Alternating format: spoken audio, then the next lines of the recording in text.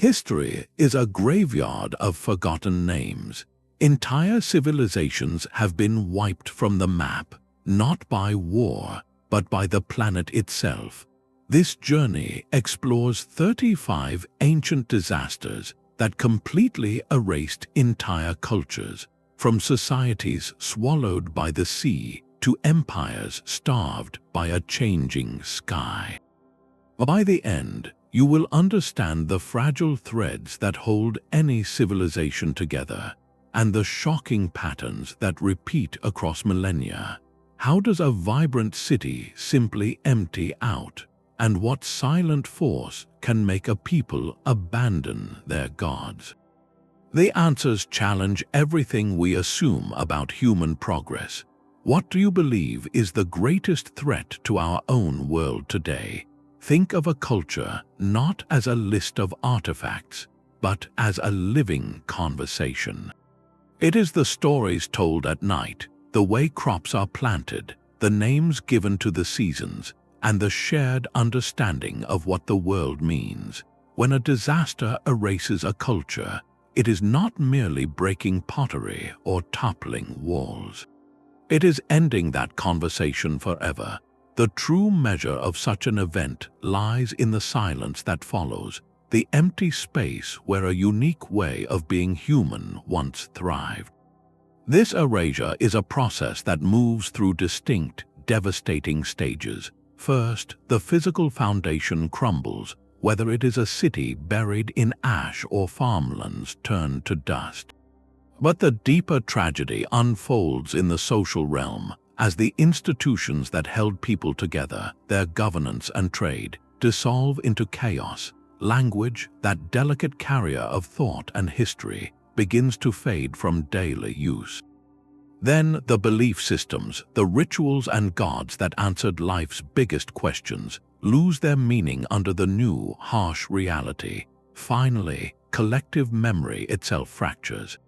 The survivors struggling simply to live may be absorbed into neighboring groups. Within a generation or two, the specific stories, the ancestral knowledge, the very identity that made them distinct, blends away into the broader tapestry of history. This process can be terrifyingly swift, a single cataclysmic day that ends everything, or it can be a slow, agonizing unraveling, a people watching their world wither year by year until nothing recognizable remains. By holding this framework in mind, we can look beyond the rubble of these ancient sites. We begin to listen for the echoes of those lost conversations, to understand that these disasters did more than claim lives. They ended entire worlds of human experience. The silence left by these vanished conversations is not absolute. We can still hear whispers if we know how to listen. Reconstructing a lost culture without a written history is a monumental act of scientific detective work, where every clue, no matter how humble, becomes a vital piece of evidence. Think of an archaeologist not just digging for treasure, but carefully sifting through ancient refuse. A broken piece of pottery is not merely trash, it is a data point. Its shape reveals technological skill, its decoration speaks to artistic values, and the residues inside it can tell us what the last meal was. The foundations of a house show family structure and community planning, while the layout of an entire city, often visible only from the air through satellite imagery or LIDAR scans, reveals a society's priorities and its relationship with the environment. Beyond the physical ruins, other silent witnesses hold testimony. Scientists drill deep into ice sheets and lake beds, extracting core samples that are like frozen time capsules. Tiny bubbles of ancient air, layers of dust, and traces of pollen preserved within them create a year-by-year diary of the planet's climate. A sudden shift in these layers, a decade of volcanic ash or a century of deepening drought, can coincide perfectly with the abandonment of a city, providing the environmental context for a society's end. Meanwhile, genetic studies of both ancient remains and modern populations can trace startling stories of migration, isolation, and sometimes a rapid population collapse that left a lasting mark on the human family tree. It is crucial to acknowledge the limits of this detective work. There are gaps in every story, moments where the evidence runs out, and we must carefully weigh informed theories. We are interpreting lives from fragments, and some nuances of belief, emotion, and daily interaction are simply beyond recovery. This blend of hard evidence and reasoned interpretation forms the foundation of our exploration. By grounding ourselves in this methodology, we ensure our journey is not into myth, but into the recovered echoes of real human experience. With that investigative lens focused, we can now turn to the first and perhaps most iconic example of a culture completely erased by the forces of nature. Across these 35 stories of collapse, a haunting rhythm begins to emerge. While each culture faced a unique catastrophe, the pathways to their end often share startlingly similar patterns. It is as if history is playing out a tragic symphony with different instruments but familiar, devastating chords. One of the most common sequences is the domino effect, where a single environmental shock triggers a cascade of failures that a society simply cannot withstand. A massive volcanic eruption, for instance, does not just bury nearby towns. It spews vast quantities of ash and sulfur into the upper atmosphere, creating a veil that blocks sunlight and cools the planet for years. This sudden climate shift is not a minor inconvenience, it is an agricultural catastrophe. Crops fail season after season. The resulting famine places unbearable strain on the social order. When centralized authorities cannot feed their people, their legitimacy evaporates, trust breaks down, trade networks disintegrate, and communities fragment as they turn inward, competing for dwindling resources. What began as a geological event far away ends with the complete unraveling of a civilization's social fabric. This pattern highlights several critical vulnerabilities. Highly centralized power structures, while impressive in times of plenty, often prove brittle under extreme stress. They rely on complex systems of taxation, distribution, and control that can snap when the flow of food and goods is interrupted. Similarly, a culture's relationship with water, whether through sophisticated irrigation or careful seasonal planning, is its lifeline. Disrupt that relationship through drought, flood, or salinization of the soil, and the foundation of the entire society is washed away. Perhaps the most poignant thread is the role of cultural rigidity.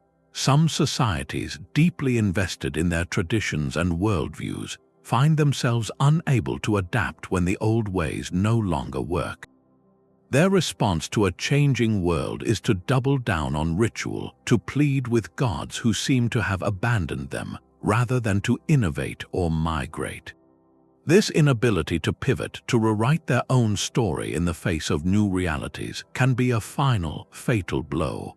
By holding these common threads in mind, we are not diminishing the unique tragedy of each lost culture. Instead, we are equipping ourselves with a lens of understanding. We begin to see these events not as random, isolated acts of destruction, but as interconnected lessons in the delicate balance of human systems. They become case studies in sustainability, written in stone and dust, waiting for us to read them. This thematic framework will guide us as we now step into the first of these vanished worlds, a place where a single, furious night reshaped an entire sea and the people who called its shores home. The brilliant blue of the Aegean Sea once framed a civilization of astonishing grace. On the island of Crete, the Minoans built not just palaces, but a way of life that seemed to defy the harshness of the ancient world. Their sprawling complex at Knossos, with its intricate frescoes of leaping dolphins and elegant courtiers, spoke of a society deeply connected to the sea, thriving on trade, and centered around a reverence for nature and a powerful goddess. Their script, known as Linear A, remains undeciphered, a locked diary of their thoughts. For centuries, they were the dominant cultural force in the region, a beacon of sophistication and peace. Then, one day, their world was torn apart by a mountain. The volcano on the island of Thera, a mere 70 miles to the north, did not simply erupt. It exploded with a force that modern volcanologists compare to the detonation of dozens of atomic bombs simultaneously. The entire center of the island collapsed into the sea, creating the dramatic caldera we see at Santorini today.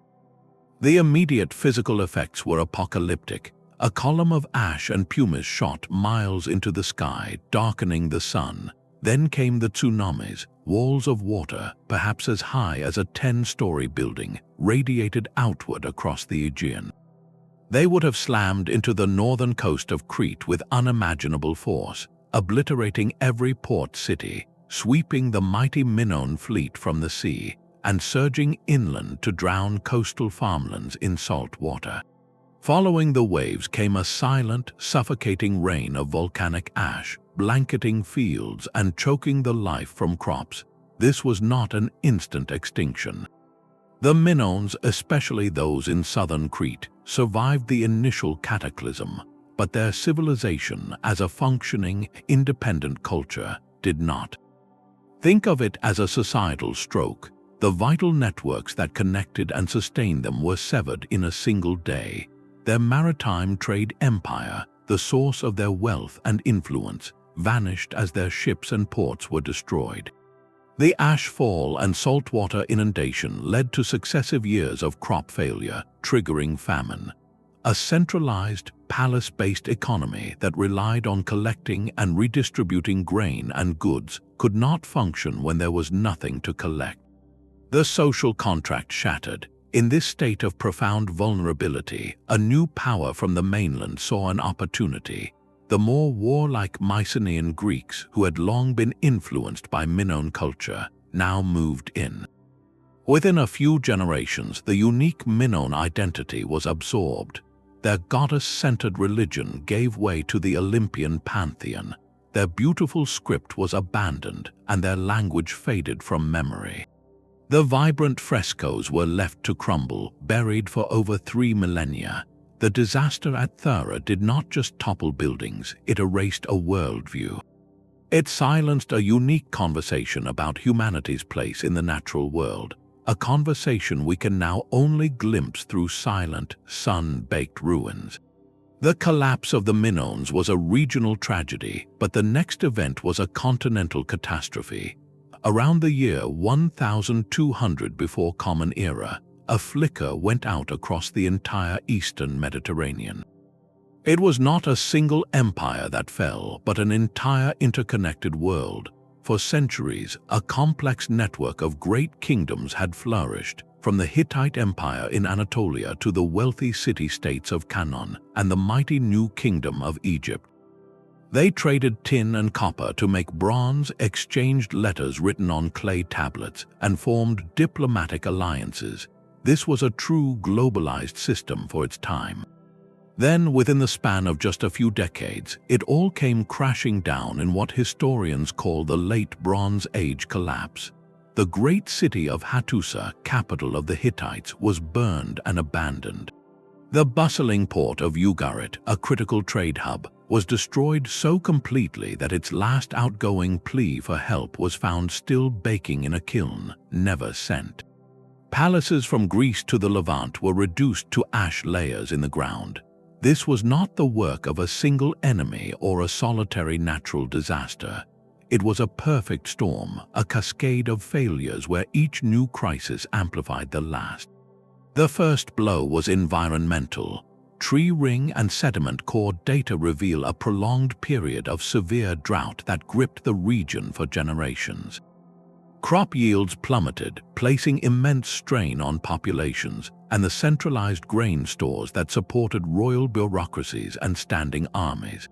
Famine began to spread, weakening the social order from within. Then came seismic unrest. A cluster of major earthquakes struck, toppling the massive stone walls these kingdoms relied upon for defense. As infrastructure crumbled and hunger bit deeper, the movement of people became desperate and violent. This is the context for the arrival of the so-called Sea Peoples, a mysterious coalition of groups recorded by the Egyptians as coming from the sea and islands. Their exact origins are still debated, but their impact is etched in fire. They were likely both a cause and a symptom of the collapse, displaced populations from the crumbling western edges of this world now surging eastward, attacking weakened cities in a desperate search for land and stability. The result was a systemic failure. The intricate international trade routes that supplied essential materials vanished, causing a bronze shortage that crippled militaries and economies. The complex administrative systems that required scribes fell apart, and literacy itself went into a steep decline. The old diplomatic language, a form of Akkadian used between kings, was forgotten. It was a reset on a civilizational scale. What followed was a centuries-long period often called a Dark Age, where the archaeological record shows simpler settlements, less trade, and a loss of monumental architecture. The old political map was erased, and in the silence that followed, entirely new peoples and kingdoms eventually arose, like the Phoenicians and the Israelites, writing the next chapter on a palimpsest of ash. This collapse teaches a profound lesson about interconnectedness. These Bronze Age kingdoms had grown so dependent on each other for resources and stability that when multiple pressures hit at once, the entire network unraveled. Their strength had become their greatest vulnerability. While empires burned in the Mediterranean, another great civilization was quietly vanishing on the other side of the world. The cities of the Indus Valley, known as the Harappan culture, represent one of history's most profound and peaceful mysteries. At its height around 4,000 years ago, this civilization spanned an area larger than ancient Egypt or Mesopotamia. Its greatest metropolises, Mohenjo-Daro and Harappa, were masterpieces of thoughtful design. They were built on precise grid patterns, with straight, wide streets and sophisticated brick homes equipped with indoor bathrooms and a city-wide drainage system that rivals some modern towns. This was a society of remarkable order, one that produced beautiful seals with an elegant, yet still undeciphered, script and standardized weights for trade across vast distances. There is little evidence of palaces for mighty kings or grand temples to warrior gods, suggesting a social structure focused on civic harmony rather than centralized, monumental power. Then, over the course of a few centuries, the lights began to go out. By around 1900 before Common Era, the great cities were being systematically abandoned. The story of their end contains no grand battles, no layers of ash from a sacked city. Instead, the archaeological record shows a slow, deliberate departure. People stopped repairing the public baths and the meticulous drains. Houses were emptied, not destroyed. It was a quiet farewell to urban life. So what could cause a people to walk away from such advanced, comfortable cities? The leading clue points not to an enemy but to the sky. The lifeblood of the Indus Valley was a network of rivers fed by the reliable monsoon rains. Geological and climate data now tell a story of profound environmental change. The monsoons began to shift, weakening and becoming less predictable over generations.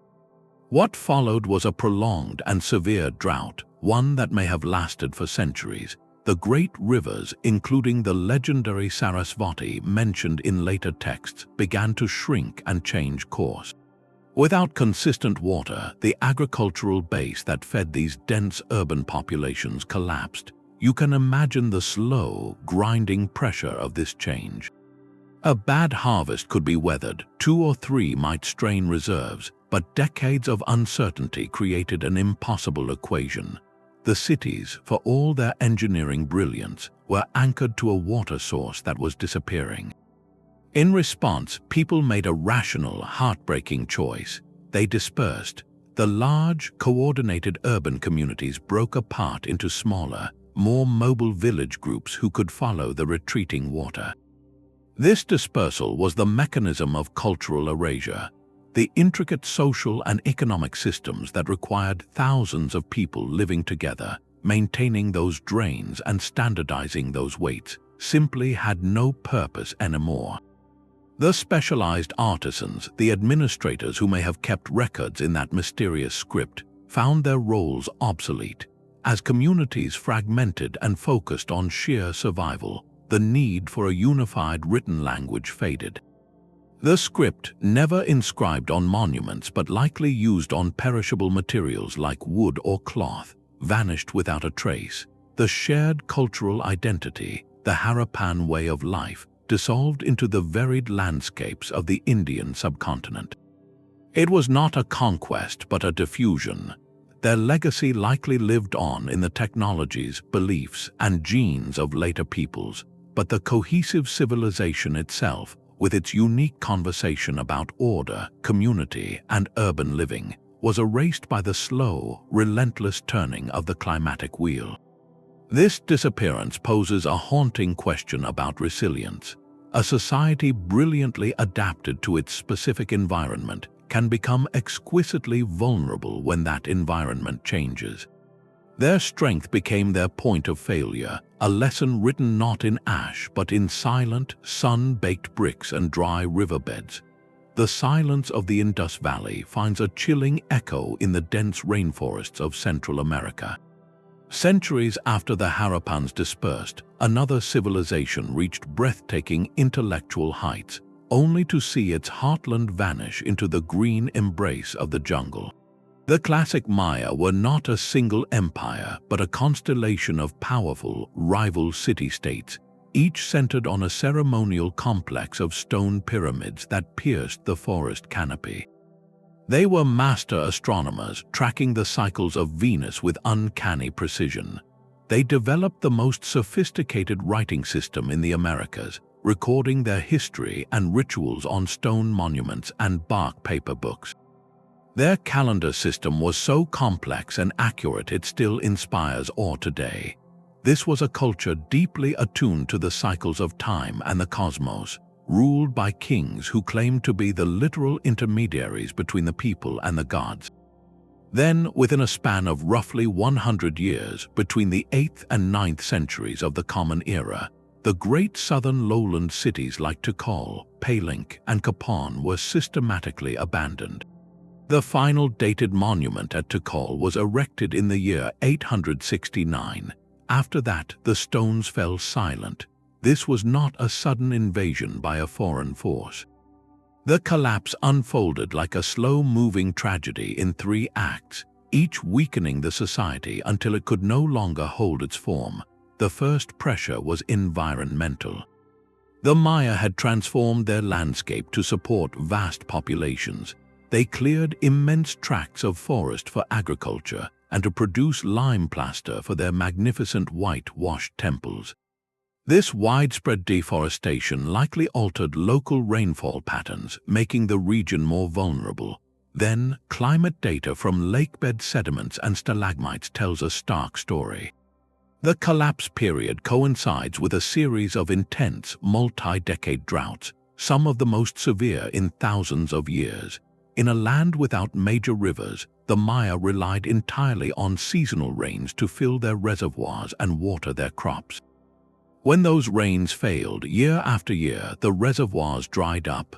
The second act was social and political. As water and food grew scarce, the fundamental contract between the Maya people and their divine kings broke. These rulers had promised, through ritual and ceremony, to ensure the favor of the gods and the arrival of life-giving rains. When the rains did not come, despite ever more desperate and costly ceremonies, their authority evaporated. The third act was the escalation of warfare. Inscriptions show that during this stressful period, conflicts between city-states became more frequent and more brutal. It was no longer about capturing nobility for ritual purposes, but about outright annihilation, perhaps to seize dwindling resources. Warfare became a drain on resources and a source of profound instability.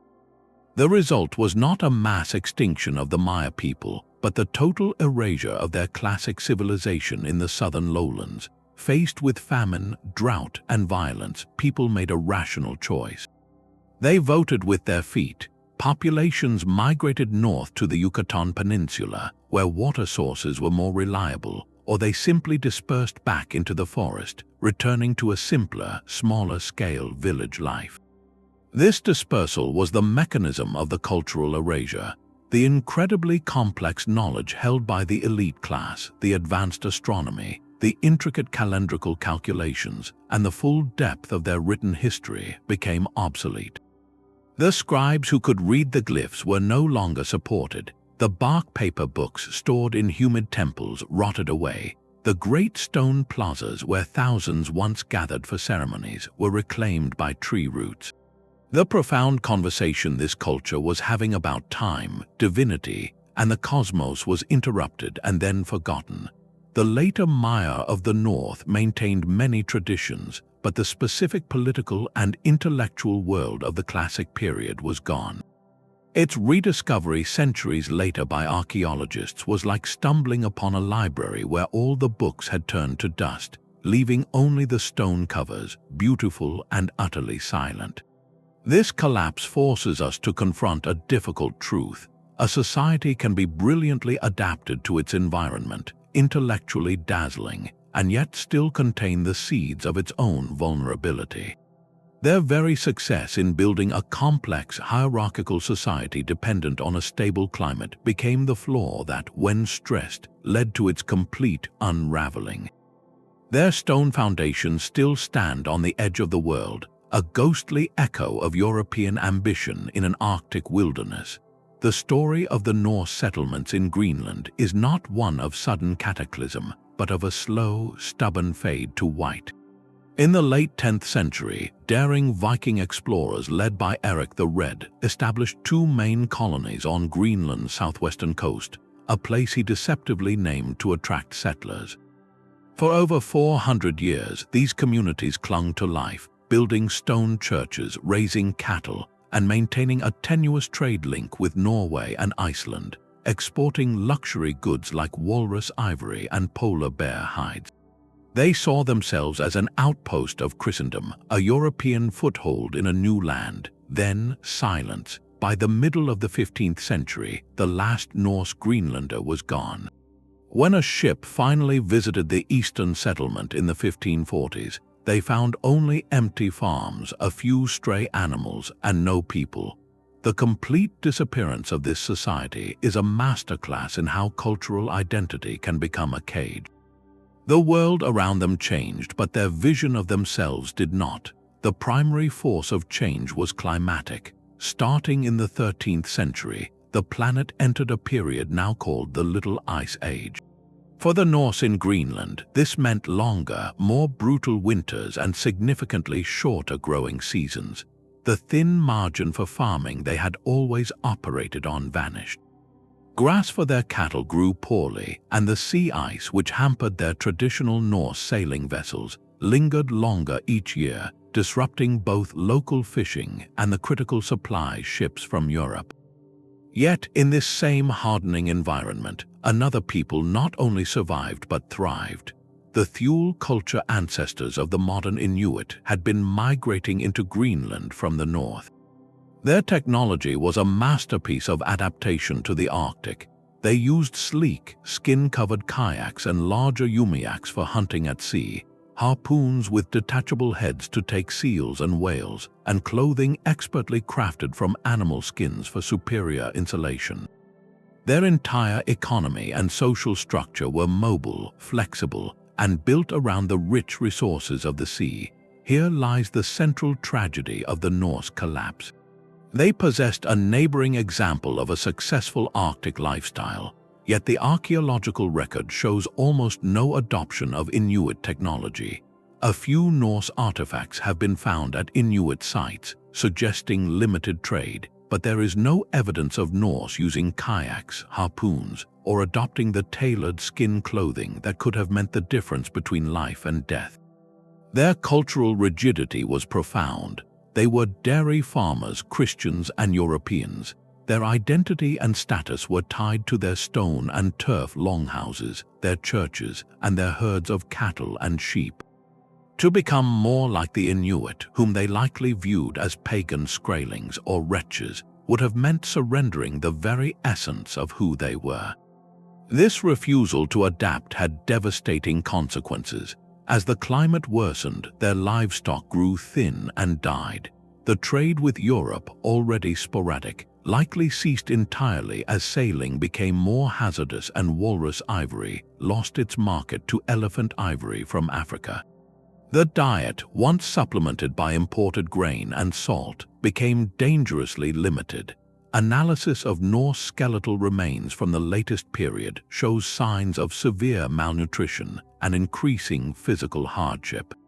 A society under such immense stress often turns inward. Evidence suggests social order broke down. The larger, more manorial farms show signs of being fortified, while smaller, poorer farms on the margins were abandoned first. Conflict over dwindling resources, perhaps even violence, may have been the final chapter. The end was not a single event, but a slow withering. Families likely left their homes in small groups, seeking passage on the last infrequent ships, or perhaps attempting a desperate migration westward that left no trace.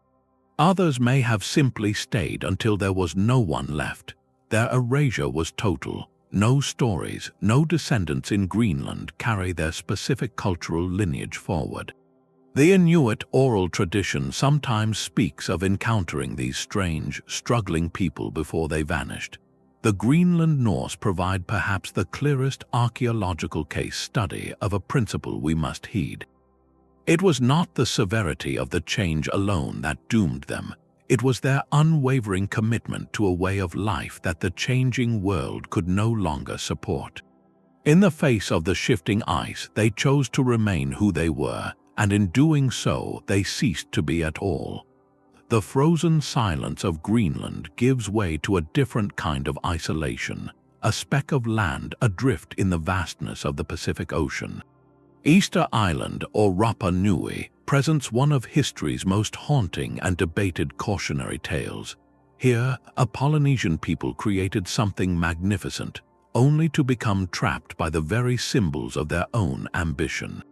Their story is not one of climatic change imposed from the outside, but of a self-inflicted ecological unraveling on the world's most isolated inhabited island.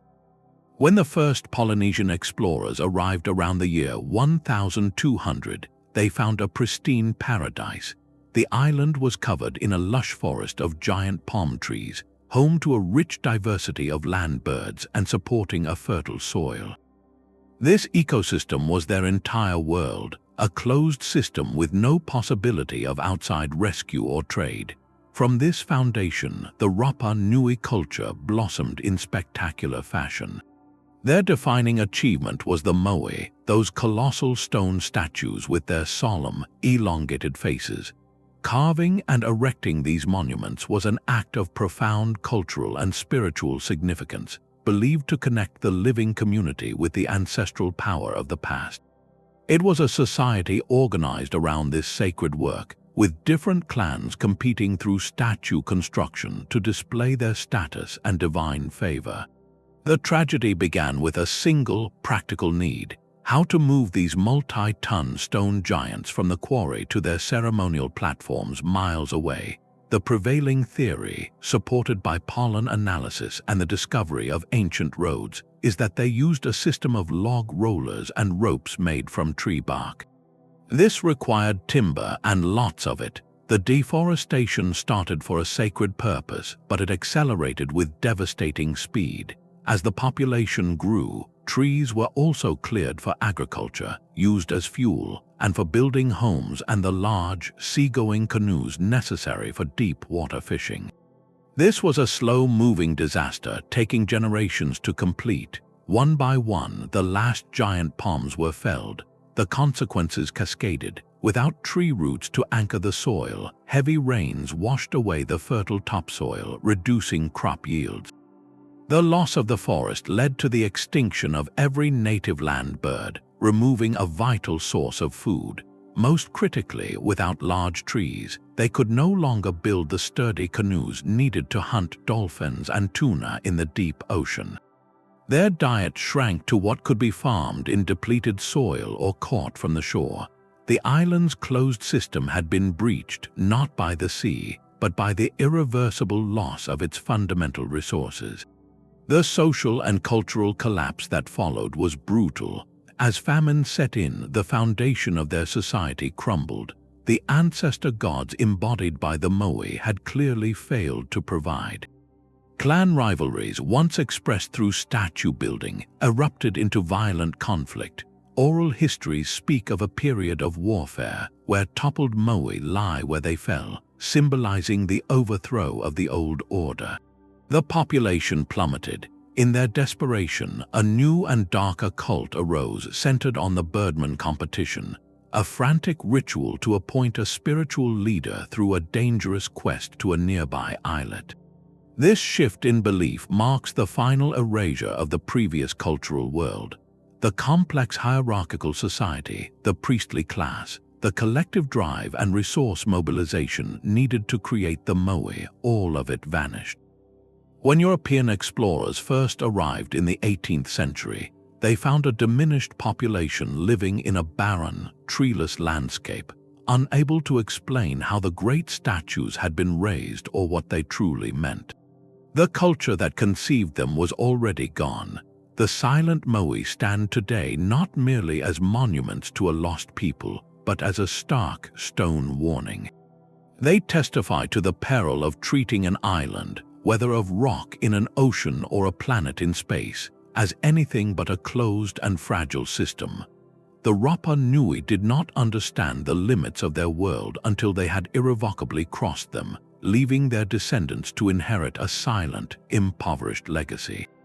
The silent statues of Rapa Nui stand in lonely isolation, but another culture's grand monuments were swallowed by the very land that sustained them. In the fertile floodplain where the Missouri and Mississippi rivers meet, a city once rose that rivaled the population of London in its day. This was Cahokia, the beating heart of the Mississippian world and the largest pre-Columbian settlement north of Mexico. At its peak around the year 1100, it was a teeming metropolis of tens of thousands, a planned urban center centered on a grand plaza and dominated by Monk's Mound, an earthen pyramid larger at its base than the Great Pyramid of Giza. This was a place of powerful chiefs, elaborate rituals, and a vast trading network that spanned the continent. Yet by the 14th century, the great plazas were empty, the mounds silent.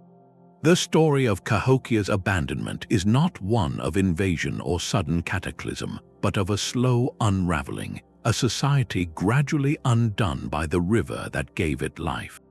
The foundation of Cahokia's power was the river's gift, the rich, annually replenished soil that made intensive maize agriculture possible. This agricultural surplus fed the dense population and freed labor for the monumental work of mound construction, which was the physical and spiritual architecture of their society. These mounds were not mere piles of dirt, they were layered statements of power and belief, platforms for the temples of the elite and the homes of the ruling class, literally elevating them above the common people. The entire social and economic order was built on this stable, productive relationship with the land. Then the relationship broke. Climate data extracted from ancient tree rings and soil cores tells a story of profound instability beginning in the 12th and 13th centuries. The Mississippi, that life-giving artery, turned unpredictable and violent. A series of massive flood events inundated the American bottom, the wide floodplain where Cahokia was built. These were not gentle overflows but catastrophic pulses of water that would have submerged fields, destroyed stored harvests, and contaminated freshwater sources. Imagine the impact of such an event. A single great flood could be survived, a test of resilience. But the archaeological record suggests these floods came in clusters, followed by another environmental shock, prolonged periods of severe drought. This 1-2 punch of water and thirst created an impossible situation for an agricultural society. The floods washed away the fertile topsoil and disrupted planting cycles, while the droughts that followed scorched what little managed to grow. The reliable surplus that supported the chiefs, the priests, the artisans, and the mound builders evaporated. In this new reality of scarcity, the very structure of Cahokia's society became a liability. The centralized chiefdom, whose authority was based on controlling and redistributing agricultural wealth, had nothing left to distribute. Their spiritual power, likely tied to ensuring agricultural success, would have been deeply undermined. Faith in the social order eroded as hunger became a constant companion. This environmental stress was compounded by human pressures. To build their city and sustain its population, the Cahokians had cleared vast tracts of forest for timber and farmland. This deforestation, while necessary for growth, may have worsened the effects of flooding by removing the natural sponge of tree roots that absorbed rainfall. Overhunting of local game would have further strained food supplies. As resources dwindled, the social fabric began to tear. Evidence from the later period of occupation points to increased signs of conflict, including the construction of a large, defensive wooden stockade around the central precinct. This was not just a wall, it was a symbol of a society turning inward, protecting a shrinking core of power from a restive and hungry population. The grand project of communal mound building, which required a massive, coordinated labor force, appears to have ceased. The cultural conversation had shifted from collective ambition to collective survival. The end of Cahokia was not a dramatic siege or a sudden evacuation. It was a dispersal, a gradual decision made by families and kinship groups over generations. Faced with an unstable environment and a broken social contract, people made a rational choice to leave the dense urban center. They likely migrated out along the riverways, joining or founding smaller, more sustainable villages where they could practice a less intensive, more flexible form of agriculture. This diffusion was the mechanism of cultural erasure. Without the dense urban population, the need for a powerful chiefdom and its complex hierarchy vanished. The specialized knowledge of the priests, the political authority of the elites, and the collective identity centered on the great mounds all lost their context. The Mississippian way of life that flourished at Cahokia did not disappear overnight, but it faded, its elements absorbed into the diverse tapestry of later Native American cultures. By the time European explorers arrived centuries later, they saw only mysterious, grass-covered mounds, unaware they were looking upon the ruins of a forgotten American metropolis. Cahokia's legacy is a powerful lesson in the fragility of even the most impressive human achievements when they are built upon an unstable partnership with nature. The river gave, and ultimately the river took away. The silent mounds of Cahokia speak of a civilization undone by the river that gave it life, but across the world, another empire fell by its own magnificent design. In the heart of Southeast Asia, the Khmer Empire built a masterpiece of stone and water. Angkor was not merely a city of temples, it was the epicenter of a hydraulic empire, a society whose power flowed as much through its canals as through its armies. The staggering scale of their engineering still defies belief.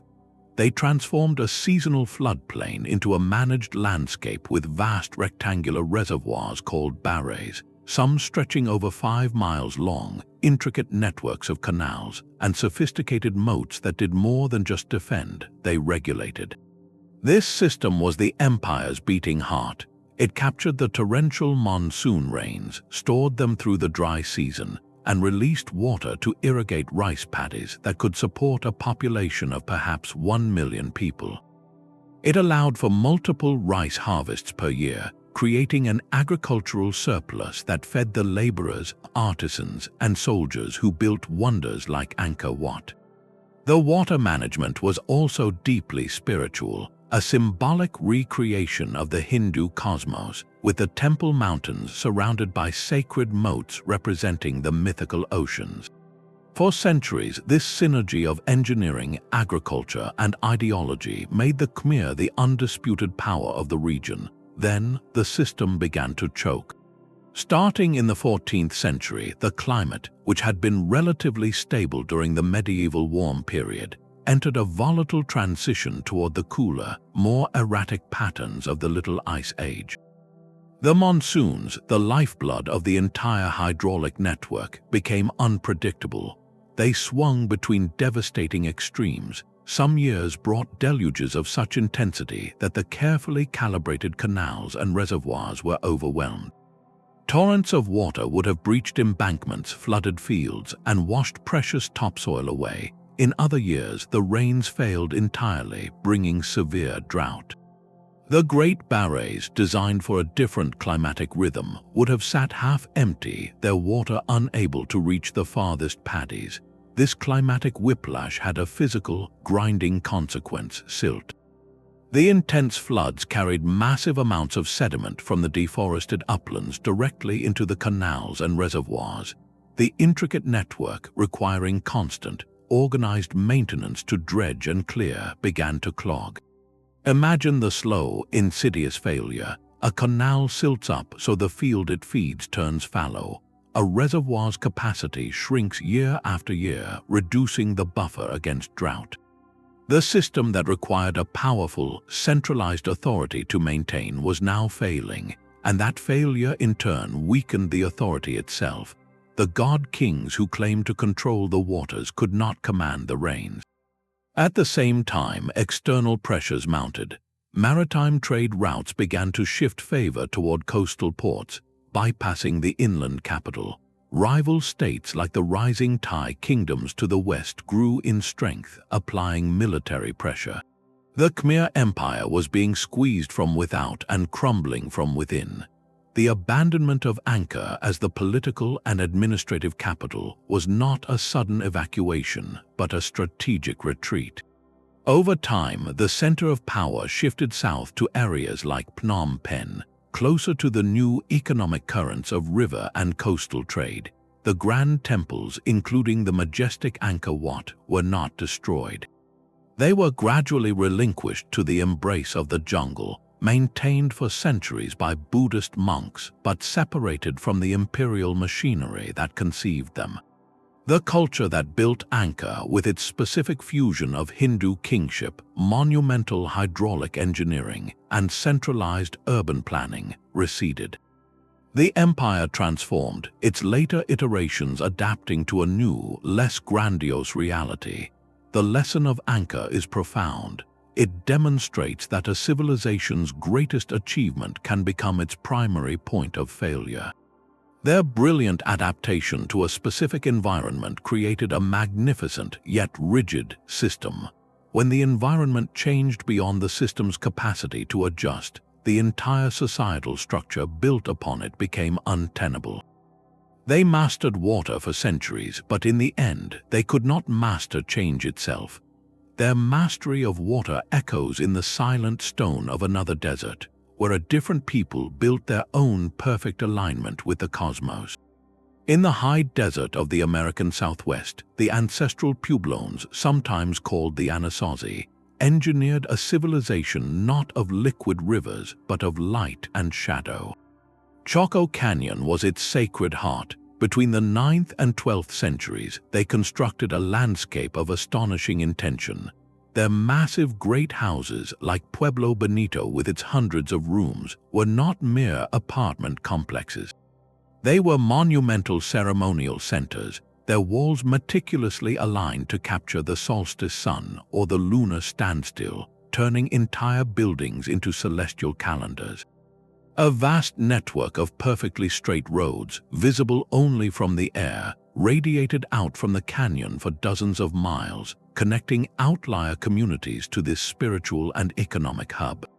This was a society that orchestrated its world with geometric precision, drawing people from across the region for trade, ceremony, and communal life in a place that was, by any practical measure, incredibly harsh.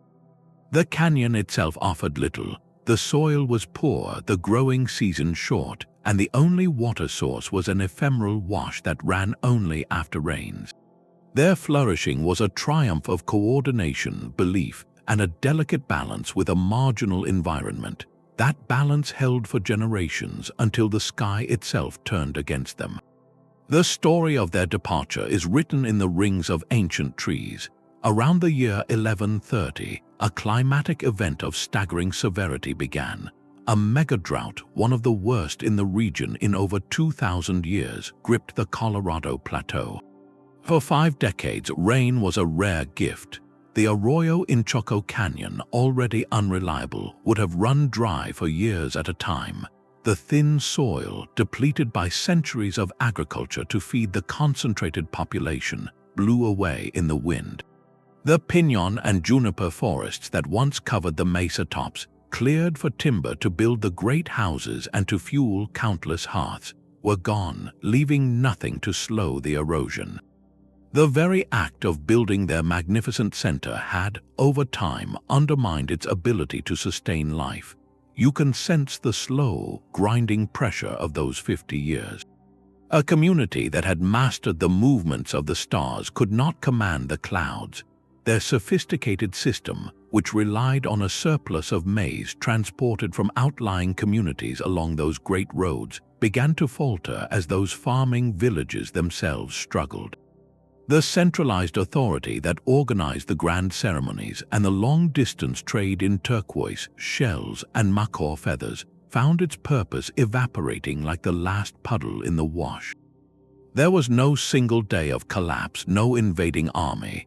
Instead, there was a gradual, deliberate unraveling. Faced with an unyielding drought, the people made a series of rational, heartbreaking choices. They began to leave the great houses, room by room, generation by generation. They migrated to places where water was more reliable, like the Rio Grande Valley to the east or the mesa tops of the Hopi country to the west. This dispersal was the mechanism of the Chacoan world's end. The complex social and religious system that required a centralized, densely populated ceremonial core could not function when that core was empty. The knowledge of the precise astronomical alignments, the authority of the ritual leaders, the economic pull of the canyon, all of it dissipated as the population scattered into smaller, more resilient communities.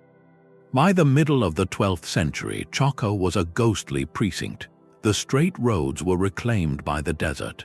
The silent great houses, with their T-shaped doorways and shadowed rooms, stood as perfect, empty monuments to a conversation that had moved on. The people survived, of course, their descendants becoming the Pueblo peoples of today, who carry forward deep cultural memories.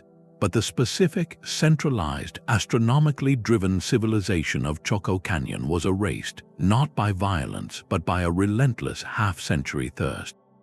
It is a profound reminder that a society can achieve breathtaking harmony with the heavens, yet remain utterly vulnerable to the simple, enduring absence of rain.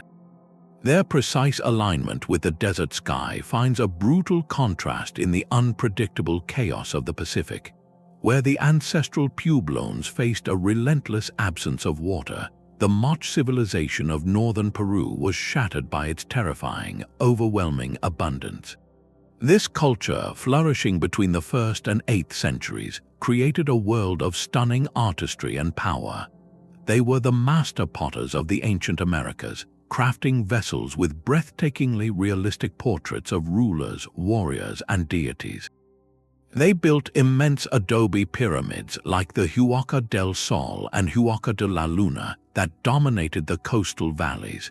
Their society was a theocracy, governed by priest lords who performed elaborate rituals to maintain the cosmic order, a balance between the life-giving waters of the rivers and the arid desert that surrounded them.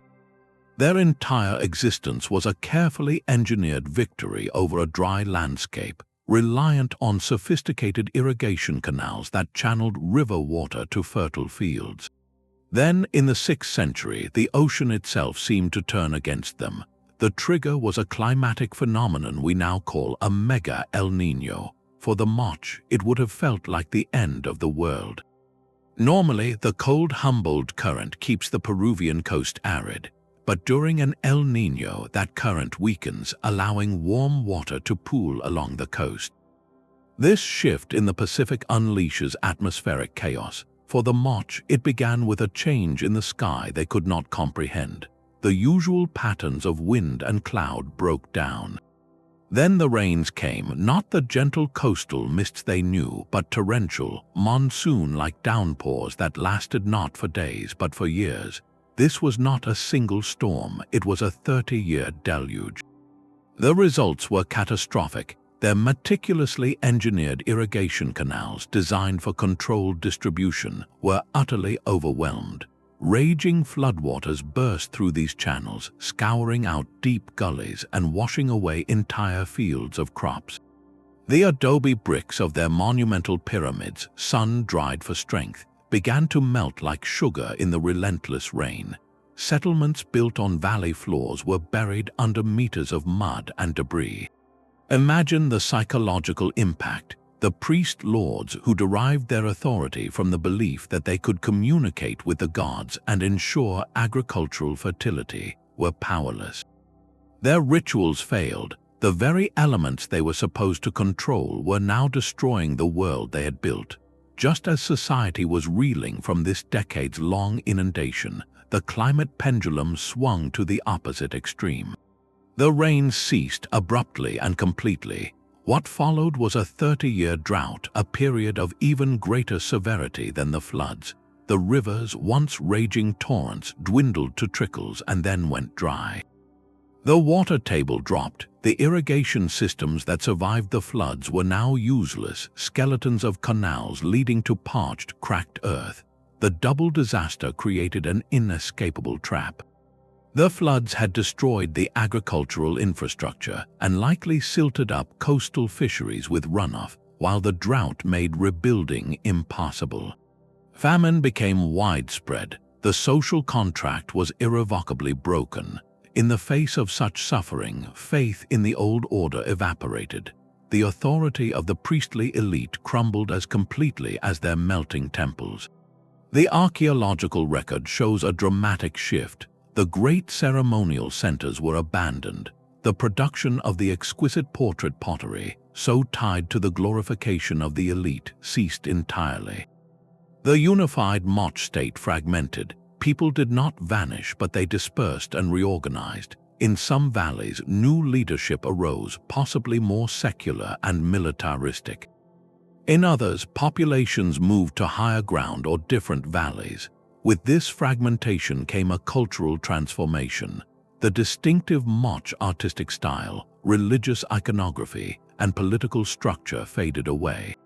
New cultural forms like the later Lambayak or Chimu cultures emerged from the aftermath, borrowing some elements but creating a fundamentally different societal conversation.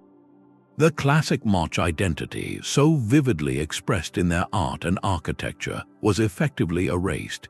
It was not a conquest, but a cultural reset forced by a climate that delivered two knockout punches in a single lifetime. Their story is a stark lesson in the limits of human control. They had mastered their dry environment brilliantly, but their entire civilization was calibrated for a specific climatic norm. When the Pacific chose to rewrite the rules with 30 years of flood and 30 years of drought, their mastery became obsolete, and their world dissolved back into the mud and dust from which it was built. The fury of the Pacific stands in stark contrast to the sudden silence that fell upon the warrior kings of ancient Greece.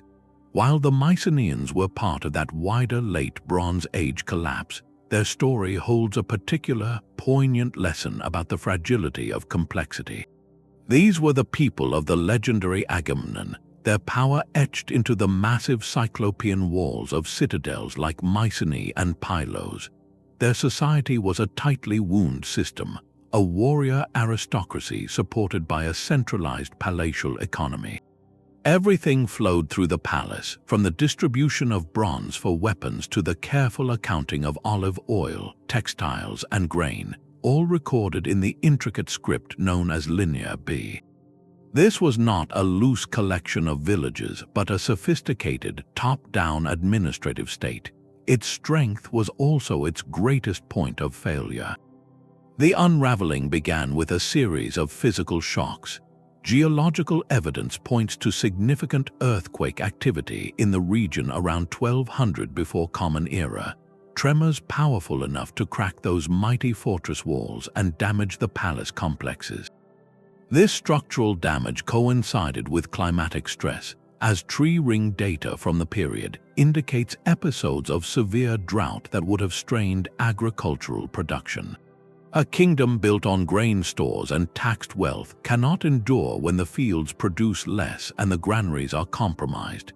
In this atmosphere of scarcity and shaken stability, the foundational social contract began to tear.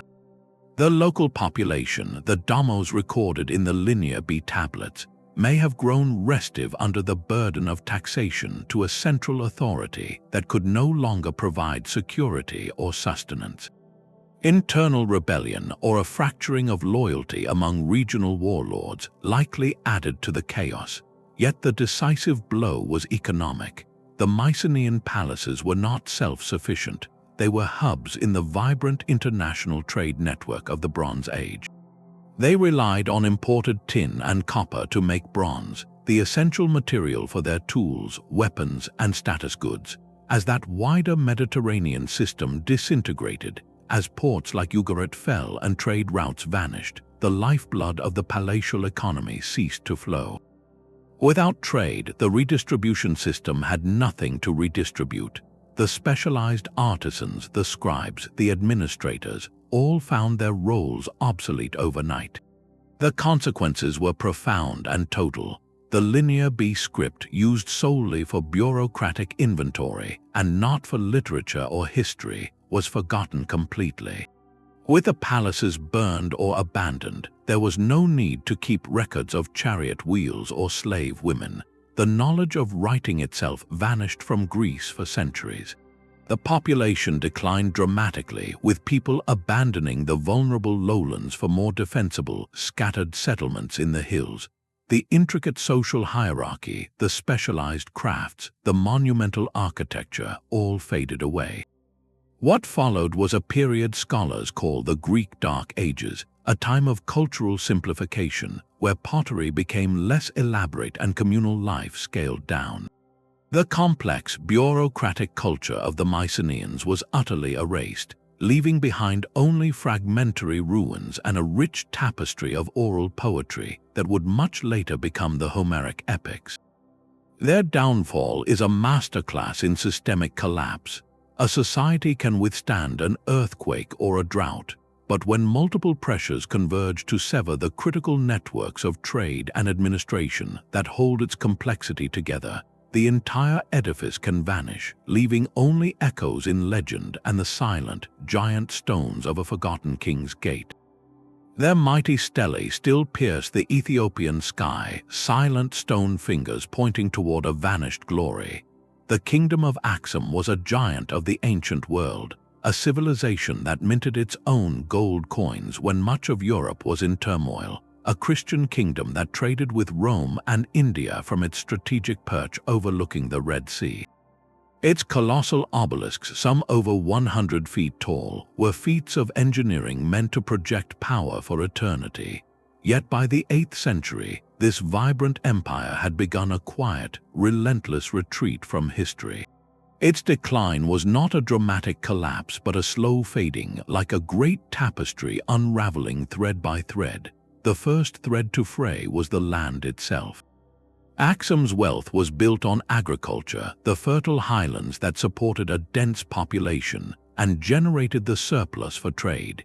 But centuries of intensive farming and the clearing of forests for timber, fuel, and construction took a cumulative toll. The soil, once rich, became exhausted and eroded.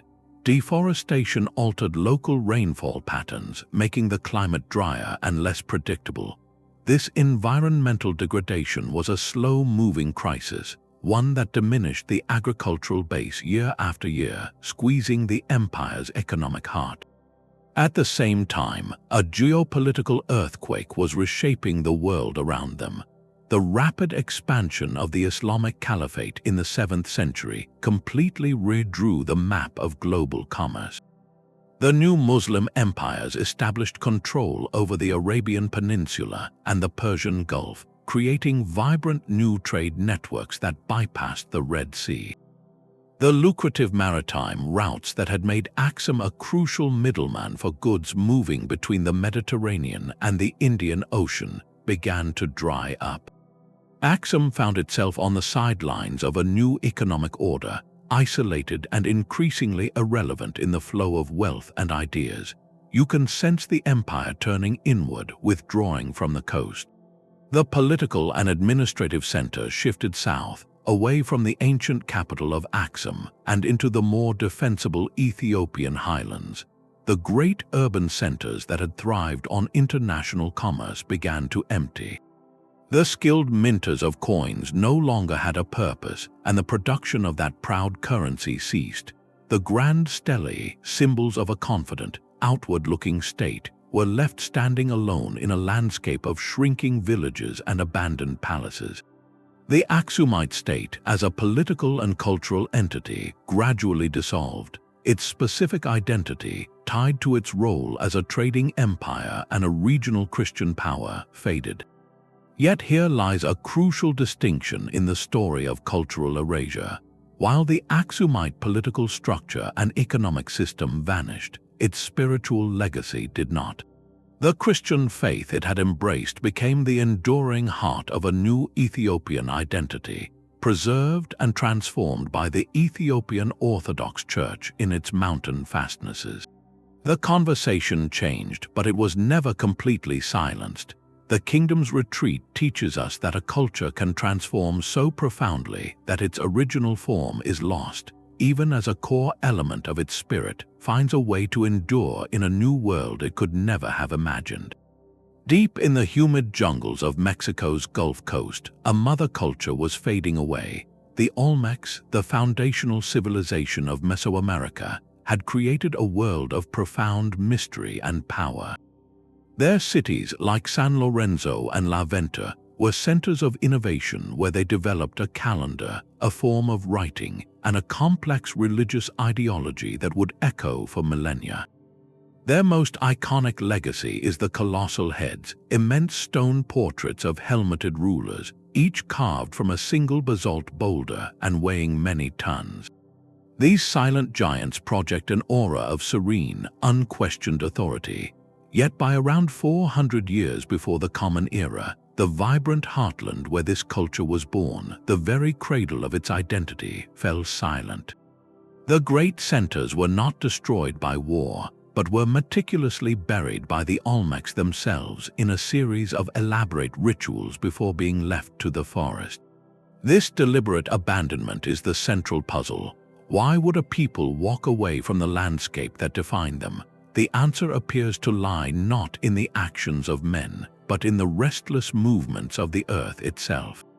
The Olmec heartland is a geologically dynamic zone, crisscrossed by rivers that were the lifeblood of transport and agriculture. Researchers now believe a series of tectonic shifts may have fundamentally altered the course of these critical waterways. Imagine the slow disaster, a river that once flowed past San Lorenzo, enabling the transport of those gigantic basalt heads from distant quarries and irrigating its fields, gradually shifts its path over decades. The economic and logistical foundation of the city erodes as literally as its banks. Trade routes are disrupted, agricultural land is either flooded or left parched, and the very rationale for the city's location vanishes. Compounding this, evidence suggests possible volcanic eruptions in the region during this period, which would have deposited layers of ash over fields, further crippling food production. Faced with an environment that could no longer support their complex, centralized society, the Olmec people made a pragmatic choice.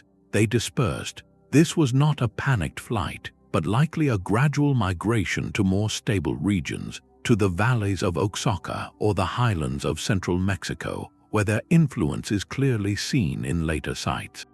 This dispersal, however, meant the end of their unique political entity. The specific Olmec culture, with its particular blend of rulership, artistry, and heartland identity, dissolved. Their ideas did not die, they were carried like seeds by the migrating population. The colossal heads were left behind, gazing stoically into a jungle that quickly reclaimed the plazas and platforms. The Olmecs as a distinct civilization vanished, but their spiritual and artistic vocabulary, the jaguar gods, the concept of sacred ball games, and the reverence for monumental sculpture, became the foundational grammar for all subsequent Mesoamerican cultures, including the Maya and the Aztecs. Their story is one of profound cultural metamorphosis. The mother culture did not die a violent death. It underwent a quiet diaspora, its body fading so that its soul could be reborn in the civilizations of its children. The heartland returned to wilderness, but the ideas born there were only just beginning their long journey through time. The colossal heads of the Olmecs were left to the jungle, but in the thin air of the Andes, a different kind of monumentality faced a slower, deeper thirst. The Tiwanaku Empire was a marvel of high-altitude adaptation, a civilization that flourished at over 12,000 feet above sea level on the shores of Lake Titicaca. Here, they performed a kind of agricultural alchemy. They transformed the cold, waterlogged plains around the lake into fertile gardens through a brilliant technology, the raised field. These were not simple mounds, but complex, gridded platforms of soil surrounded by canals. The water in the canals absorbed sunlight during the day, releasing heat at night to protect crops from frost, while also providing nutrient-rich silt for fertilizer. This system turned a marginal environment into a breadbasket, supporting a population that may have reached into the hundreds of thousands, and fueling the growth of a capital city with monumental stone gateways and precisely carved monoliths. Tiwanaku became a spiritual and economic hub, its influence radiating across the southern Andes. Then the climate shifted. Beginning around the year 1000, a profound and prolonged drought began to grip the Altiplano. This was not a few dry years, but a centuries-long desiccation that slowly strangled the empire's lifeblood. The intricate raised field system was a masterpiece of water management, but it depended on a consistent hydrological cycle. As the rains diminished and lake levels dropped, the canals between the fields began to empty. The protective thermal mass of the water vanished, leaving crops exposed to killing frosts. The fertile silt that renewed the soil stayed trapped in the drying canal beds. You can envision the slow, creeping crisis. A field system that had fed generations began to fail, not all at once, but valley by valley, season by season. The result was famine, a relentless pressure that eroded the very foundations of Tiwanaku society. The state's authority was deeply intertwined with its role as a redistributor of agricultural wealth and as a mediator with the gods who controlled the weather. When the priests and rulers could no longer ensure the harvests, their spiritual and political legitimacy crumbled. The grand ceremonies at the sunken temple and the Kalasasaya platform would have felt increasingly hollow to a hungry populace. There was no single invasion, no dramatic sack of the city. Instead, the social contract simply dissolved under the weight of scarcity. Faced with a failing heartland, people made a rational, survival-based choice. They dispersed. The dense urban population and the satellite communities that were tied into the imperial economy fragmented into smaller, isolated groups. They moved to different ecological zones, higher into the hills or into more sheltered valleys, where they could practice a simpler, more resilient form of subsistence. This fragmentation was the mechanism of cultural erasure, the unifying Tiwanaku identity, expressed through its distinctive pottery styles, its gateway iconography featuring the staff god, and its shared participation in the state's religious and economic system, lost its meaning. Without the centralizing force of the capital and its agricultural engine, the cultural conversation changed. The knowledge of maintaining the vast raised field networks faded. The specialized artisans who created the empire's symbolic art found no patrons. Centuries later, when the Incas rose to power, they came upon the ruins of Tiwanaku. They saw the colossal stone blocks and gateways, but they had no memory of the people who built them. The Incas revered the site as a sacred place built by gods or giants, a testament to a greatness so completely erased that it had passed into myth. Tiwanaku's end teaches a subtle but powerful lesson. A civilization can develop the perfect technology for its environment, but if that environment changes beyond the technology's capacity to adapt, the society built upon it becomes a relic. They mastered the cold, wet highlands, but they could not master the arrival of a permanent, silent drought. Their mastery of the high Andes finds a strange parallel in the fertile plains of ancient Europe. Long before Rome or Athens, a culture flourished with a scale that defies our image of the Neolithic world. The Cucuteni-Trypillia people, stretching across what is now Romania, Moldova, and Ukraine, created a society of startling ambition. Between around 5,500 and 2,750 before Common Era, they constructed settlements of a size unmatched anywhere else on Earth at that time. Their largest sites, like Talyanki in Ukraine, may have housed up to 15,000 people within concentric rings of dwellings. These were not mere villages, but proto-cities, vast agglomerations of hundreds of identical, clay-plastered houses arranged with meticulous order. This was a peaceful, matriarchal-focused society with no evidence of fortifications or organized warfare. A culture that produced exquisite painted pottery adorned with spirals and symbols, suggesting a deep, symbolic connection to cycles of fertility and the cosmos. Then, with a startling consistency, they set their world on fire. Around 3,500 before Common Era, a pattern emerges across the entire region.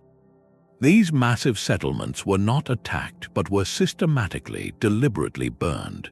The archaeological record shows houses set alight in a controlled manner, one after another, until the entire community was a smoldering plain. After the fires cooled, the people did not rebuild on the ashes. They gathered their belongings, moved to a fresh location many miles away, and began the process anew, building another vast settlement only to ritually burn it down generations later. This practice of planned conflagration and relocation is the central mystery of their disappearance. For a long time, scholars suspected invasion by nomadic steppe warriors as the final cause. Yet the evidence does not support a violent end. There are no mass resting places indicative of conflict, no sudden change in material culture suggesting a conquering people. Instead, the burning appears to have been an intrinsic, recurring part of their cultural cycle. So why would an entire civilization choose to erase its own homes? One compelling theory points to the environment. Supporting such dense populations required intensive agriculture, which over generations could have led to severe soil depletion and deforestation in the immediate area. The controlled burning may have been a method of clearing land, recycling nutrients, and managing pests before a planned relocation to more fertile ground. This was a form of large-scale, shifting cultivation on a civilizational scale. Intertwined with this practical reason was likely a profound spiritual belief. The act of burning may have been a ritual of purification and renewal, a symbolic death and rebirth of the community. The house was not just a shelter, but a sacred microcosm. Its destruction by fire could have been a ceremonial return of the structure to the earth, a closing of a life cycle before beginning anew elsewhere. The ultimate end of the Cucuteni-Trypillia culture came not from a failure of this system, but from its culmination. Around 2750 before Common Era, the cycle stopped. The last great settlements were burned, but the people did not establish new ones of comparable size. A combination of factors likely made the old way unsustainable. Climatic shifts toward a drier, cooler period may have reduced agricultural yields further. The arrival of new technologies and peoples, like the horse-riding Yamnaya culture from the steppes, introduced different social models. The unique cultural experiment of building and ritually erasing massive, peaceful proto-cities simply reached its logical conclusion. The knowledge of how to organize thousands of people in such harmonious, planned communities, the shared rituals that governed their cyclical relationship with their homes, and the very identity tied to this monumental pattern of creation and destruction all faded away. They did not vanish as a people, but their extraordinary cultural conversation about how to live together at such scale was silenced. The forests and fields eventually reclaimed the great circular imprints of their settlements, leaving only faint discolorations in the soil visible from the air, ghostly outlines of a forgotten world that chose, again and again, to rise from its own ashes until one day it simply decided not to. The deliberate fires of the Cucuteni-Trypillia marked an end by choice, but in the heart of the Sahara, another civilization was undone by a resource they believed was endless. The Garamontes carved a kingdom from pure defiance. In the blistering expanse of what is now southwestern Libya, far from any permanent river, they built a network of cities where none should exist. Their capital, Garama, was a hub of trade, culture, and surprising sophistication, a central node for caravans crossing the desert. Their secret was not magic, but a profound understanding of the hidden landscape. Beneath the endless dunes lay a vast fossil aquifer, rainwater that had seeped into the rock millennia ago, a non-renewable treasure. To reach it, the Garamontes engineered one of the ancient world's most remarkable hydraulic systems, the Fagaras. These were not simple wells, but extensive underground tunnels, sometimes stretching for miles, gently sloped to guide the precious water by gravity from the aquifer to their fields and settlements. It was a monumental, ongoing labor of excavation and maintenance, a testament to coordinated effort and brilliant adaptation. For centuries, this system turned the desert green. Their oasis towns thrived on agriculture, growing grapes, figs, and wheat, and they became a regional power, even clashing with the Roman Empire to their north. They created a unique, urban Saharan culture, complete with written script and distinctive architecture, yet their entire existence was a race against a silent clock. The fossil water was a finite inheritance, and every drop they drew was a drop that would not be replaced. Over generations, the relentless extraction lowered the water table. The Fagaras, those lifelines, began to run dry at their sources. At the same time, the tunnels themselves, vulnerable to the shifting sands, required constant clearing of silt and collapse. As the society perhaps strained under other pressures, this maintenance may have lapsed. The system began to choke from both ends, with less water entering and the channels themselves clogging. The consequence was a slow, inescapable strangulation. As the water flow diminished, the agricultural base that supported the urban centers and trade networks shrank. The desert, held at bay for so long, began its relentless advance. The increasing aridity of the Sahara in this period, a broader climatic trend, compounded their local crisis. There was no sudden invasion, no dramatic catastrophe. Instead, a grinding scarcity set in. One by one, the oasis towns were abandoned. The knowledge of maintaining the intricate Fagara network faded as the population dispersed, likely returning to a more nomadic way of life or being absorbed by other groups. By around the 7th century of the Common Era, the kingdom had dissolved. The sands drifted over the plazas of Garama, burying the evidence of their ingenuity. The Garamantian culture, a brilliant conversation about how to conquer the impossible, was silenced. Their legacy is a profound and cautionary lesson in sustainability. They mastered the art of drawing water from stone, but in doing so, they built a civilization on a foundation that was, quite literally, draining away. They thrived by exploiting a past resource, and they vanished when that account finally reached zero. The silent sands that buried the Garamontes hold a different kind of mystery, one written not in dried canals but in finely fluted stone. Across North America, a shadow of a culture appears and vanishes with startling speed. The Clovis people, named for the distinctive spear points first discovered in New Mexico, represent the first widespread, identifiable culture on the continent.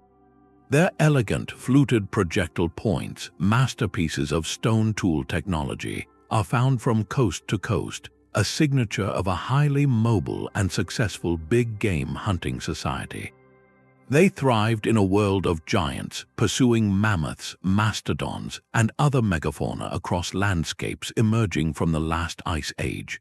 Then, around 12,800 years ago, the Clovis signature disappears from the archaeological record almost as abruptly as it appeared. Their population seems to have crashed, and with them went many of the magnificent beasts they hunted. This sudden vanishing act is one of prehistory's greatest puzzles, and a controversial theory offers an explanation of cosmic proportions. The Younger Dryas impact hypothesis proposes that a fragmented comet or asteroid exploded in the atmosphere over North America at precisely this time. The effects proponents argue would have been apocalyptic. Multiple airbursts, like a series of immense celestial explosions, would have ignited continent-spanning wildfires, scorching landscapes from horizon to horizon. The soot and dust thrown into the atmosphere would have blocked sunlight, triggering a rapid and severe global cooling period known as the Younger Dryas, which saw temperatures plummet back to near glacial conditions for over 1,000 years. This 1-2 punch would have been devastating for a specialized culture. Imagine the world of the Clovis hunters. First, the skies literally raining fire, incinerating forests and grasslands. Then a long, cold twilight descends. The megafauna, their primary food source and the center of their economic and cultural life, are decimated by the fires, the sudden climate shift, and perhaps by the impact itself. The very basis of their existence vanishes. In this scenario, the highly adapted Clovis lifestyle, so perfectly tuned to hunting giant herds on open landscapes, becomes a liability overnight. The culture could not pivot fast enough. Whether the primary cause was a cosmic impact or simply an extremely rapid and severe natural climate shift, the outcome appears the same. The unified Clovis culture fragmented and faded. The archaeological record shows that after this period, the continent sees a blossoming of many new, highly regionalized tool-making traditions like the Folsom culture. People adapted by diversifying, focusing on smaller game, gathering, and developing more localized technologies. The specific, continent-spanning cultural conversation of the Clovis people, defined by their iconic spear points and their relationship with the mammoth, was erased. Their legacy is a ghostly one, a pattern of exquisite stone points lying in the earth, marking not just a hunting camp, but the abrupt end of North America's first chapter, a story interrupted by what may have been a very bad day from the depths of space. A different kind of fire consumed a kingdom further up the Nile. The kingdom of Kush, with its capital at Meroe, stood for centuries as a powerful and independent African civilization, a peer to Egypt rather than a mere copy. The Kushites built their own steep-sided pyramids, worshipped their own pantheon of gods including the lion-headed Apodamak, and became prolific masters of iron production. Their furnaces blazed, turning the region into an industrial powerhouse of the ancient world. Yet the very fires that forged their strength ultimately contributed to their dimming. To feed the relentless demand of their smelters, they consumed the surrounding acacia forests for charcoal. This deforestation was a slow, generational crisis. Without tree roots to anchor the soil, the fragile dryl and ecology began to degrade. Erosion would have followed, reducing the land available for the agriculture that supported Mara's urban population. The environmental strain was compounded by shifting political winds. The rise of the Aksumite kingdom to the east, with its control over Red Sea trade routes, began to eclipse Cush's economic influence, redirecting the flow of wealth and isolating Meroe. There is also intriguing evidence that a shift in the Nile's channels or a period of lower floods may have disrupted the irrigation systems that fed their fields, adding agricultural stress to the growing list of pressures. A society squeezed by a weakening environment and a fading economy is often vulnerable to a final, decisive shock. That shock came in the form of an invasion from the very kingdom that had risen in its stead. Around the year 350 of the Common Era, Aksumite forces struck Meroe. The capital was sacked and the Meroitic state, already fragile, collapsed. The aftermath was a cultural dispersal. The centralized authority vanished and the population likely fragmented, with many people perhaps migrating and blending into other Nubian groups.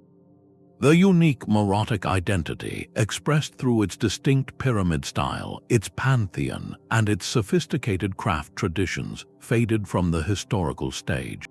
One profound silence remains. The Cushites developed their own cursive script, yet despite many examples found on temple walls and royal monuments, the Meroitic language remains largely undeciphered. It is a locked book. We can see the elegant symbols, but we cannot hear the words of their rulers, the prayers of their priests, or the market calls of their merchants. The final chapters of this great Nubian civilization, its internal struggles, its philosophical response to its own decline, are mysteries sealed in an unreadable script. The story of Kush is a poignant reminder that a civilization's signature achievement, whether forging iron or moving mountains, can set in motion a chain of consequences that, generations later, contributes to its own erasure. Their unreadable script is a final silence, but in the frozen north, another culture vanished without leaving any written words at all.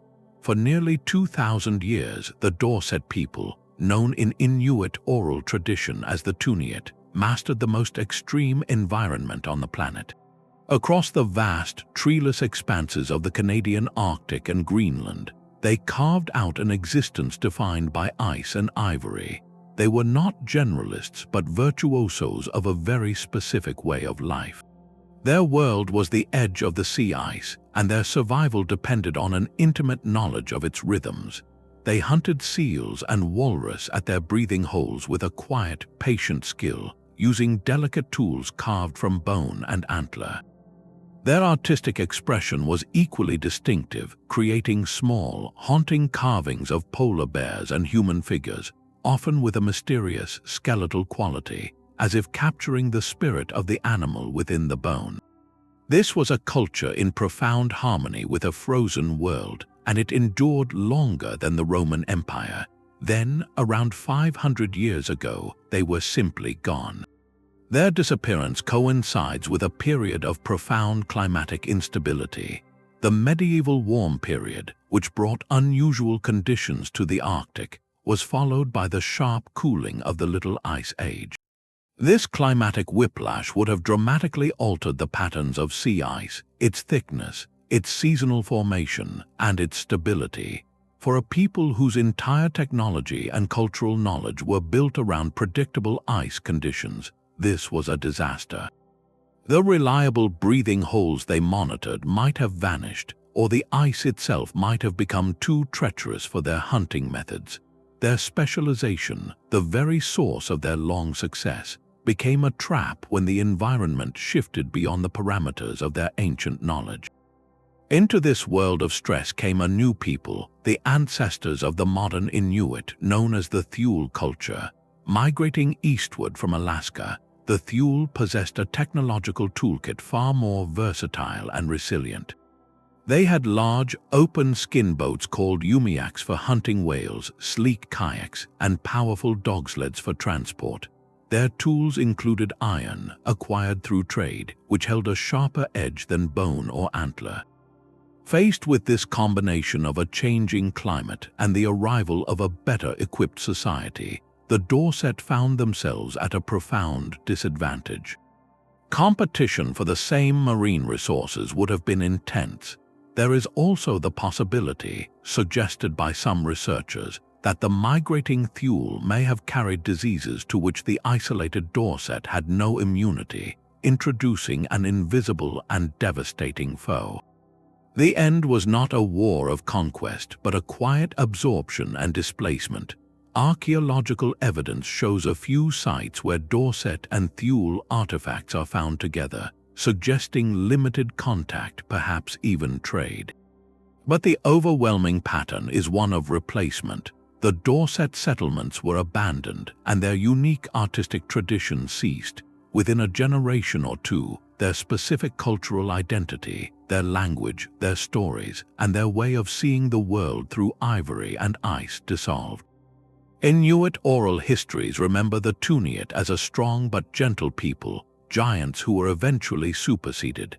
The Dorset did not leave behind grand monuments, only subtle tent rings, midden piles, and those small, enigmatic carvings.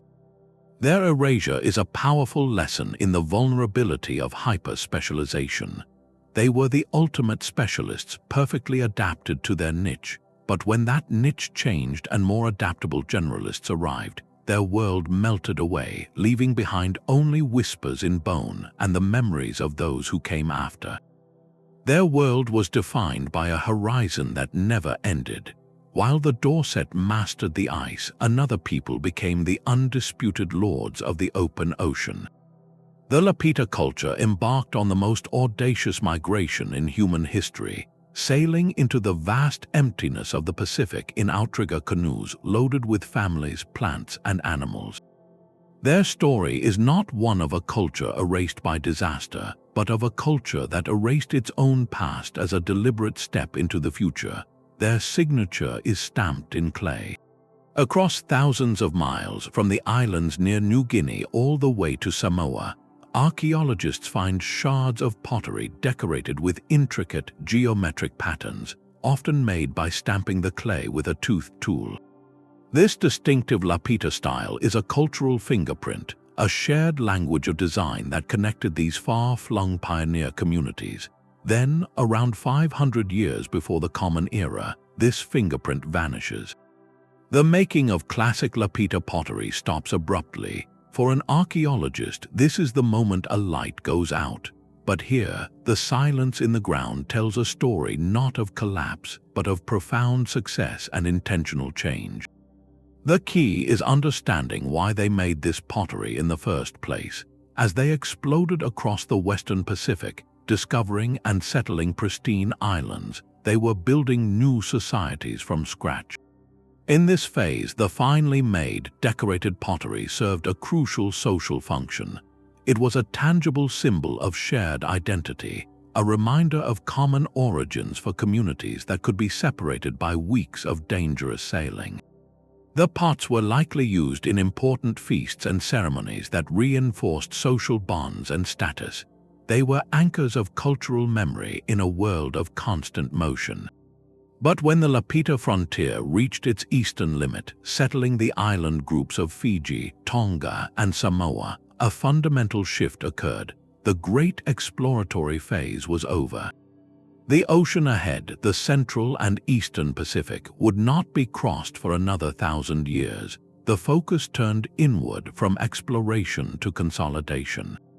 Life on these smaller, more isolated eastern islands was different.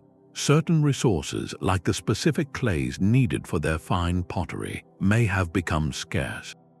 More importantly, the social needs changed. With the frenetic pace of colonization slowing, the necessity for a portable, unifying cultural symbol diminished. The energy and skill required to produce the complex pottery could be redirected. The people did not disappear, they evolved. They are the direct ancestors of the Polynesian peoples. The cultural conversation simply changed topics. The intricate stamped pottery was set aside, but the incredible navigational knowledge, the social structures, the language, and the ancestral stories continued, adapting to new realities. In essence, the Lapita culture performed a conscious act of editing. They shed a defining artifact because it no longer served the society they were becoming. This is a different kind of erasure, one of transformation. the old cultural signature was abandoned, allowing a new, equally vibrant Polynesian identity to emerge. It is a powerful reminder that a culture is not its pottery, but the living, breathing people who decide what to carry forward and what to leave behind on the shore of the past. The vast archives of Hattusa were a civilization's mind, etched into thousands of clay tablets. In the highlands of Anatolia, the Hittite Empire stood as a colossus of the Bronze Age, a military and diplomatic powerhouse that could challenge even the pharaohs of Egypt. Their capital, Hattusa, was a statement in stone, a sprawling fortress city with cyclopean walls and monumental gateways guarded by stone lions and sphinxes. This was the nerve center of an empire that stretched from the Aegean to the borders of Mesopotamia, governed through a complex bureaucracy that recorded everything from royal decrees and international treaties to religious rituals and legal codes on those durable clay tablets. Then, around the year 1200 before Common Era, the mind of the empire was violently shattered, as the wider Mediterranean world convulsed in the late Bronze Age collapse. A catastrophe reached the Hittite heartland. Hattusa was not merely abandoned, it was systematically put to the torch. The great walls were breached, the palaces and temples burned, and the city emptied. The fire that raged through the administrative buildings had a paradoxical effect. It baked and preserved the very clay tablets that held the empire's secrets, even as it ended the civilization that created them. With the capital's destruction, the central administration vanished overnight. The Hittite Empire, which had relied on this tightly controlled hub, fragmented like a pane of shattered glass. Out of the pieces emerged smaller, so-called Neo-Hittite city-states in Syria and southern Anatolia, but they were shadows of the former imperial power, lacking its cohesion and reach. Over the following centuries, these remnants were gradually absorbed by the rising Assyrian Empire to the east. The Hittites, as a distinct political and cultural force, were erased from the historical stage. Their language, an Indo-European tongue written in an adapted form of cuneiform, fell silent. Their deeds, their laws, their very name were forgotten, surviving only as cryptic references in Egyptian and biblical texts.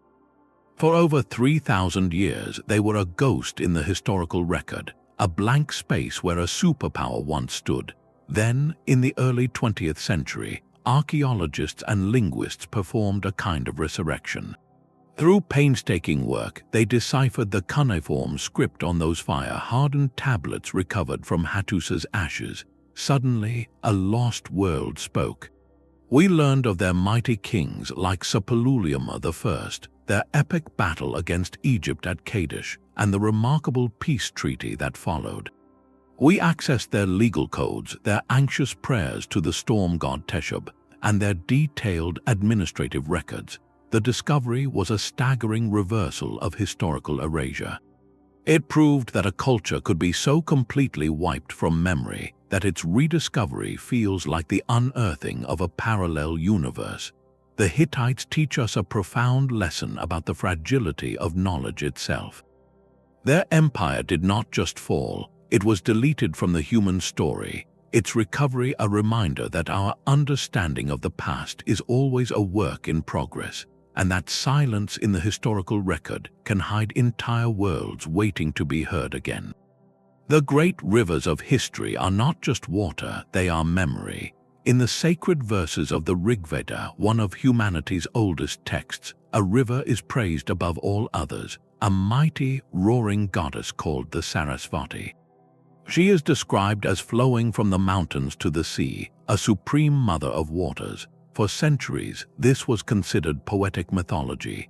Then, satellite imagery and geological surveys began to tell a different story.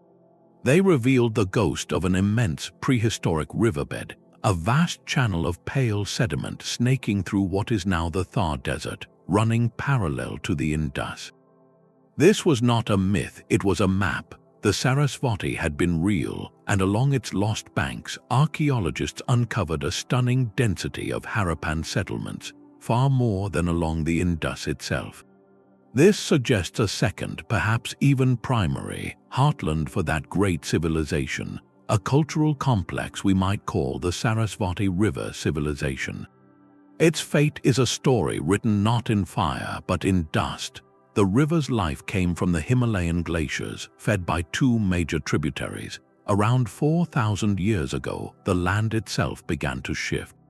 Tectonic movements, the slow grinding of continental plates, gradually altered the landscape.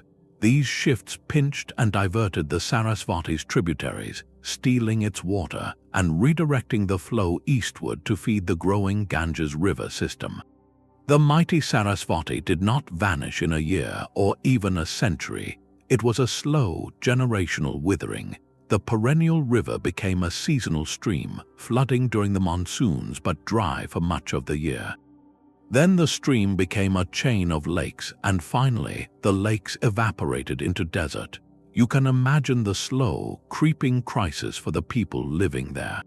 A village water source retreats a mile each decade. Wells must be dug deeper. Crops that once flourished begin to fail as the water table drops and the soil becomes salty. The economic and spiritual center of their world was literally drying up before their eyes. The response was not a panic, but a gradual, inevitable retreat. Settlements along the upper reaches were abandoned first, then the middle, then the lower. People packed their distinctive pottery and tools and moved, following the water eastward toward the Ganges basin or south toward the remaining waters of the Indus. This migration was the mechanism of the Sarasvati culture's erasure. The specific way of life that had developed along that particular riverine corridor, with its own settlement patterns and perhaps local variations in tradition, lost its geographic anchor. As these communities dispersed and intermingled with others in new regions, their unique identity blended into the broader tapestry of post-Harappan India. The river that had defined them was gone, and with it faded the precise cultural conversation that its waters had sustained. The Sarasvati's legacy, however, did not disappear. It sublimated from geography into memory. The profound cultural importance of the lost river was preserved and magnified in Vedic hymns, its physical absence transforming it into a powerful symbol of purity and origin. The civilization along its banks vanished into the desert sands, but its ghost continued to flow, forever immortalized in the poetry of those who remembered when the land was green. Gold flowed like water in the hands of the Sican masters. In the arid valleys of northern Peru, centuries after the Moche faded, this culture rose to forge a new kind of kingdom, one literally built on precious metals. Their capital at Battengrand was not just a city, it was a blazing furnace of ritual and innovation. Here, artisans achieved a metallurgical brilliance that dazzled the ancient Andes, working gold, silver, and copper into ornate ceremonial knives, crowns, and masks. Their most iconic symbol was the Sican lord, a deity or ancestral figure depicted with distinctive, upturned eyes and winged headdresses, an image stamped on their pottery and etched into their identity. This was a society where spiritual power and technological mastery were fused, centered on immense temple complexes called huacas, where elites mediated with the gods. Then the sky betrayed them once more. Around the year 1100, the Pacific unleashed another of its chaotic cycles, a mega El Niño event, perhaps even more severe than the one that crippled the Moche, descended upon the coast. For years, torrential rains that belonged to another climate fell upon the desert. The normally dry riverbeds or quebradas near Battengrand swelled into raging torrents. These flash floods would have been apocalyptic, scouring the landscape with biblical force. They tore through the intricate irrigation canals that diverted water to fields, smashing the carefully maintained channels into rubble. The floodwaters likely surged around the bases of the great adobe temple pyramids, undermining their foundations and melting their sun-dried bricks. The ceremonial heart of the city was physically assaulted by the element it was meant to control. As the waters finally receded, they left behind a landscape of mud-choked ruins and silt-covered fields. But the punishment was not over. The climatic pendulum, with a cruel rhythm this region knew too well, then swung to the opposite extreme. The rains ceased utterly and completely. A prolonged drought lasting for decades gripped the valleys. Now the people faced an impossible paradox. The floods had destroyed the system to capture water, and the drought ensured there was no water to capture. Agriculture, the foundation of the state, collapsed. In this moment of profound crisis, the Sikan elite faced a spiritual and political reckoning. The gods of the temples, the Sikan lord who defined their iconography, had clearly failed to protect the people from this double disaster. Their authority, derived from this divine connection, was irreparably broken. What happened next was a deliberate ceremonial end. The rulers and priests did not simply flee Baton Grand. They orchestrated its closure. In a final, dramatic act, they set fire to the main temple complex, a ritual termination meant to symbolically kill the old order and release its power. Thick layers of ash and charcoal found at the site testified to this controlled conflagration. Then they gathered their most sacred objects and their remaining people, and they walked away. They relocated their capital to a new site, Tukyum, further north. This was not just a move, it was a metamorphosis. The Middle Sikan phase, with its specific focus on Baton Grand and its distinctive religious art centered on the Sikan lord, was formally over. In their new home, the culture evolved. The later Sikan or Lambayak phase at Tukyum shows changes in pottery styles, burial practices, and iconography. The old god was supplanted or transformed. The conversation had changed. The disaster did not exterminate the people, but it completely erased a particular chapter of their cultural story, burning one theological world to make way for another. It is a pattern written in flood silt and temple ash, a society choosing to ritualize its own collapse, then carefully carrying the embers of its identity to kindle a different fire elsewhere. The quiet that settled over Moundville was not the silence of a battlefield, but of a stage after the final act. For generations, this city on the Black Warrior River in Alabama had been a masterpiece of Mississippian planning, a carefully ordered world of 28 massive earthen mounds arranged around a vast central plaza. It was a place of ceremony and power, a regional capital where chiefs and priests orchestrated a society that connected the spiritual and earthly realms. The mounds themselves were not tombs, but platforms for the homes of the elite and the temples of the gods, a literal elevation of the sacred above the everyday. Then, by the time Spanish explorers like Hernando de Soto passed through the region in the 16th century, they found a landscape transformed. The bustling plazas were empty. The great mounds stood not as bases for vibrant structures, but as silent, grass-covered monuments. Moundville had transitioned from a living political heart into something else entirely, a revered necropolis, a city of the ancestors. This shift from capital to cemetery is a profound, slow-motion form of cultural erasure. The causes are not recorded in any text, but are whispered in the soil and the patterns of artifacts.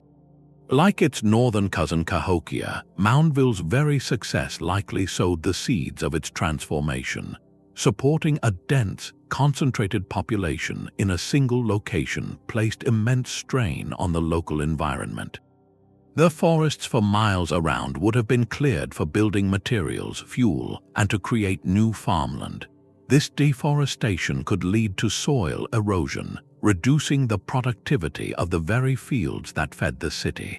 Overhunting would have depleted local game, forcing people to rely more heavily on agriculture, which itself became less reliable. It is a classic spiral where a society's growth gradually undermines the ecological foundation that made that growth possible. At the same time, the social and political glue that held such a centralized place together may have begun to weaken. the authority of the ruling class was intimately tied to their perceived ability to ensure prosperity and maintain cosmic order through ritual. A series of poor harvests or internal rivalries between elite lineages could have fractured that authority. When people lose faith in the central institution, the rationale for living in a dense, hierarchical urban center evaporates. So the people made a choice not to vanish but to disperse. They likely moved out into smaller, more sustainable villages along the river's tributaries, where the pressure on local resources was less intense. This dispersal was the key mechanism of change. Without the concentrated population, the complex social hierarchy that required a priestly class, specialized artisans, and a warrior elite simply had no reason to exist in its old form. The specific cultural expressions that thrived at Moundville, the distinctive pottery styles with their symbolic iconography, the elaborate rituals performed on the mound tops, the very way of life organized around that grand plaza, lost their central stage. Yet the mounds themselves were not abandoned. They became sacred burial grounds, a final resting place for generations.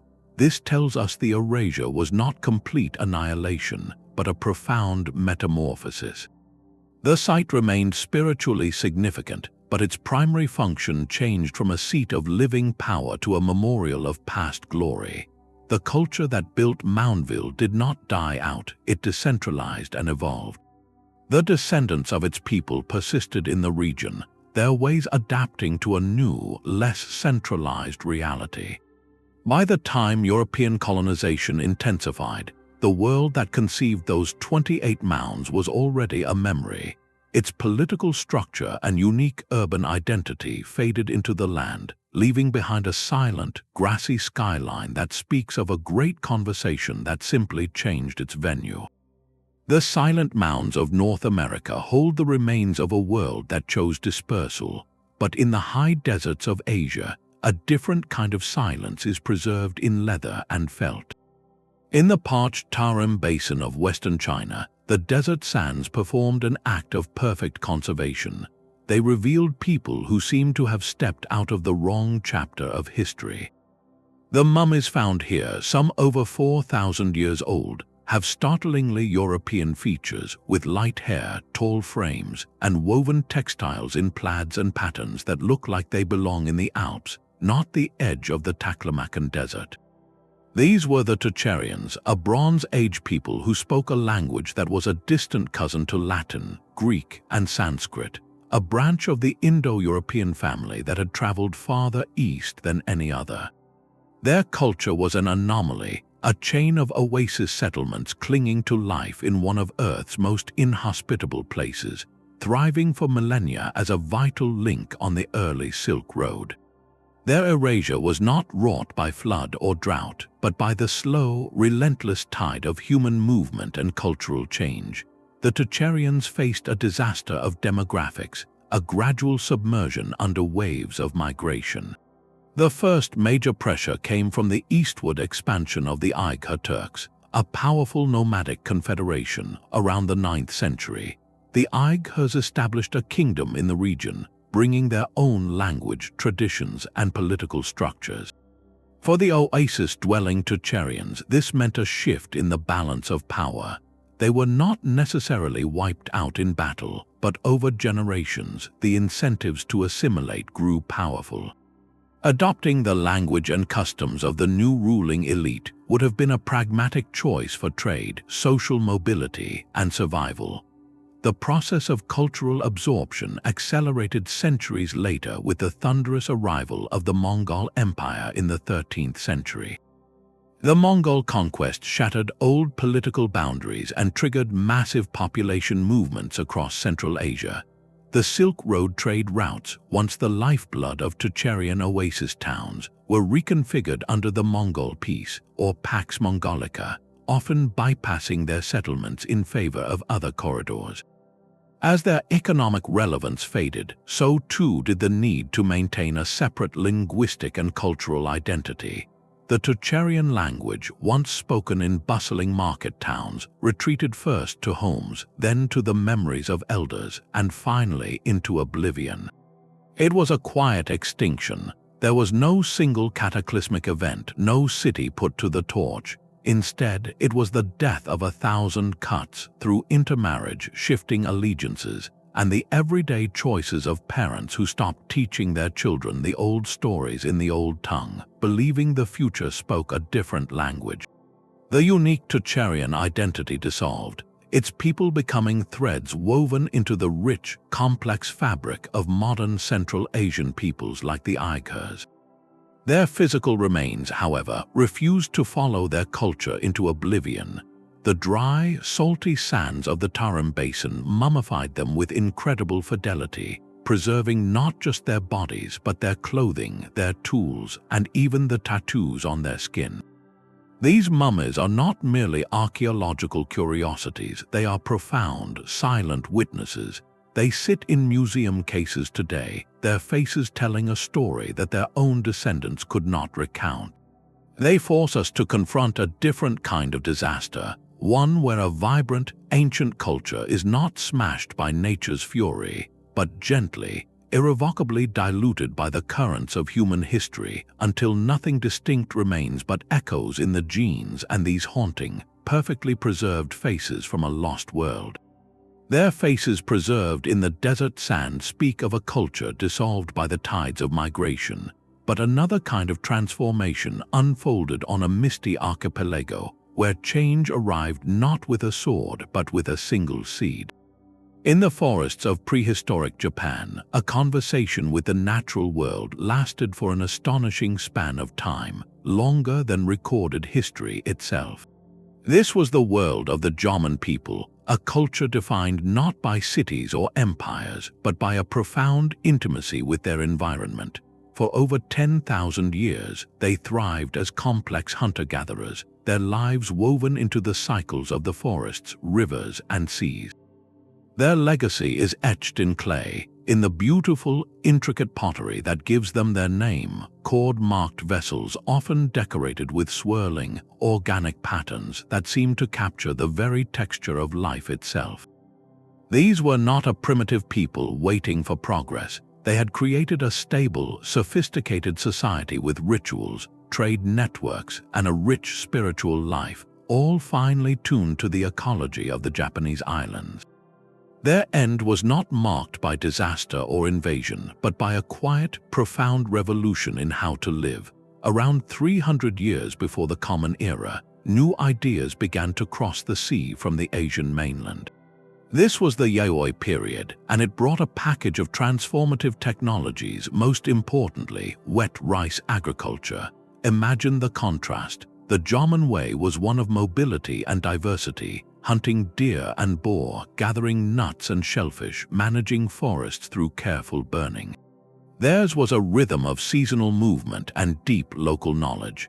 The Yayoi way presented a different proposition, a sedentary life anchored to flooded paddies, promising a dramatic and reliable caloric surplus from a single, intensive crop. This was not a battle of armies, but a competition of lifeways. The demographic math was relentless. Wet rice agriculture can support vastly higher population densities than even the most affluent hunter-gatherer society. Yayoi communities grew rapidly, clearing land for their paddies and establishing permanent villages. As their numbers swelled, they expanded across the islands. The Jomon people, facing this new demographic reality, found themselves at a crossroads. Some likely resisted, retreating to more remote, mountainous regions where their traditional practices could continue.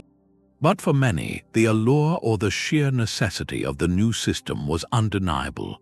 Intermarriage and cultural exchange occurred, but the direction of influence was overwhelmingly one way. Adopting Yayoi agriculture meant adopting the social structures that came with it, new forms of governance, new property concepts, and new technologies like metallurgy. The intricate Jomon pottery styles, so deeply symbolic of their worldview, gradually gave way to simpler, more utilitarian Yayoi forms. The old spiritual relationships with the forest and animal spirits were layered over or transformed by new beliefs arriving from the continent. The distinct German cultural complex as the dominant organizing principle of life in Japan was effectively erased. It did not vanish in a puff of smoke, but faded like an old path slowly overgrown by a new road. Genetic studies show that modern Japanese people are a blend of German and Yayoi ancestry, a living testament to this great merging.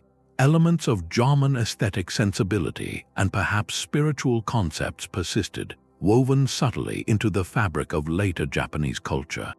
But the 10,000-year-long conversation that was the German world, a specific way of being human in harmony with a wild landscape, reached its conclusion. Its end poses a haunting question about progress itself. Was this a story of advancement superseding an older way, or was it the loss of a unique and sustainable human wisdom, quietly overwhelmed by the sheer, transformative power of the plow and the paddy field? The cord-marked pottery remains a silent, beautiful echo of a world that chose, or was compelled, to turn the page. The German world faded under the quiet pressure of a new way to live, but another culture's ambitious reach across an ocean was severed with startling speed. A single, windswept bay in Newfoundland holds the archaeological ghost of a bold dream. At Elance Aux Meadows, the Vikings did not just build a camp, they planted a flag for an entire continent. Led by Leif Erikson around the year 1000, this small group of Norse from Greenland established the first verified European settlement in the Americas, a place they called Vinland for the wild grapes they found. Their timber and sod longhouses, their iron smithy, and their boat repair site represent a monumental feat of exploration and sheer will. Yet within a decade, perhaps less, they gathered their tools, doused their hearths, and sailed away for good. This was not a slow cultural fade, but the abrupt erasure of a specific cultural beachhead, a door to the future that was opened and then firmly closed. The disaster here was a compound fracture, a breaking of both the human and environmental bonds necessary for survival. First, there was the sheer, crushing weight of logistics. Maintaining a viable colony across the stormy North Atlantic was an equation that never balanced. The settlement was simply too small, too remote, and too expensive to supply from Greenland, which was itself a precarious outpost. Every nail, every piece of iron, every essential tool beyond local wood had to be brought across an ocean by a handful of ships navigating by stars and instinct. The economic rationale, perhaps based on harvesting valuable timber or other resources, could not justify the immense risk and effort. Then came the human element, recorded in the Norse sagas with a mix of curiosity and dread. The indigenous peoples of the region, whom the Norse called Skraelings, were not passive inhabitants. They were numerous, well-adapted, and protective of their territories. The sagas describe initial trade, but also escalating misunderstandings and violent clashes. For the tiny Viking settlement, every encounter was a potential crisis. They were not a conquering army, but a vulnerable enclave, vastly outnumbered and operating at the very limit of their supply lines. A single serious conflict could doom the entire enterprise. Finally, the land itself resisted them. While called Vinland, this was not a gentle Mediterranean coast. The climate was colder and more unforgiving than their homes in Iceland or even Greenland. The winters were longer, the growing season shorter, and the familiar patterns of animal migration were different. Their pastoral lifestyle, centered on cattle, was poorly suited to the new environment. They were trying to replicate a Northern European model in an ecosystem that demanded a different kind of knowledge, the very knowledge possessed by the people they feared. Faced with this triple threat of isolation, conflict, and environmental mismatch, the Norse made a clear-eyed calculation. The cost of staying outweighed any potential reward. They chose strategic withdrawal, salvaging what they could and retreating back to the relative safety of Greenland. the settlement was completely abandoned, leaving no lasting genetic lineage, no cultural imprint, and no continuous trade with the indigenous peoples of North America. The site was reclaimed by peat and grass, its memory preserved only in half-remembered sagas until archaeologists uncovered its foundations centuries later. Erland's Ox Meadows stands as a monument to a path not taken. It proves the Vikings' incredible navigational skill, but it also demonstrates the harsh limits of pre-modern colonization. A culture can stretch its reach across a vast ocean, yet fail to secure the most fragile link of all, a sustainable foothold in a new and resistant world. Their failed foothold in the New World was a story of ambition meeting a hard geographic limit, but another culture was undone by the slow, silent retreat of the very rivers that defined its existence. In the stark, sun-baked plains between the great deserts of Central Asia, a civilization once turned sand into gold. The Oxus culture, known to archaeologists as the Bactria Margiana archaeological complex, was a brilliant anomaly. Around 4,000 years ago, in a landscape that seems brutally inhospitable today, they built a network of fortified centers with imposing walls and intricate, multi-roomed complexes. These were not mere outposts, but thriving urban hubs that sat at the absolute crossroads of the ancient world. Caravans from Mesopotamia, laden with tin and textiles, would meet traders from the Indus Valley, exchanging lapis lazuli from nearby Afghanistan and exquisite stone seals carved with mythical beasts. This was a culture born of connection, a middleman empire whose wealth and identity were forged by the flow of goods and ideas across continents. Their distinctive artifacts, like compartmented bronze seals and vessels with elegant spouts, speak of a sophisticated society with its own unique artistic language. Then the connections were severed not by war but by the land itself. The lifeblood of this civilization was not a single great river, but the delicate, precious flows of the Murghab and Tejon rivers, fed by distant mountain snowmelt. These waterways snaked through the desert, creating narrow ribbons of green fertility where intensive agriculture was possible. The Oxus people mastered irrigation, channeling this water to create oasis cities that shimmered like mirages in the dust. Their entire world was a tenuous negotiation with aridity, a constant balance between human need and a fragile water supply. That balance was shattered by a slow-moving disaster. Around 1800 years before the Common Era, the rivers began to change. The cause may have been tectonic shifts, subtle movements of the earth that altered the river courses, diverting their flow away from the settled areas. It could have been a broader climatic shift, a period of prolonged drought that reduced the snowpack in the mountains, steadily diminishing the volume of water reaching the plains. Or perhaps it was a deadly combination of both. The effect was the same, a generational crisis of thirst. You can picture the slow, agonizing process. A canal that once ran full begins to carry only a trickle.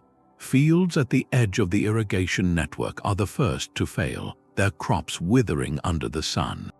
The population concentrates closer to the shrinking water sources, straining the remaining productive land. The fortified centers, designed to project power and protect wealth, now stood as monuments to a vanishing way of life. Their high walls could not defend against a disappearing water table. As the agricultural base collapsed, the economic rationale for the entire civilization evaporated. The trade routes that made them wealthy required stable, provisioned way stations. A caravan cannot stop at a city with no water or food. The intricate network of exchange that defined the Oxus culture fell apart. Faced with this existential drought, the people made the only rational choice left.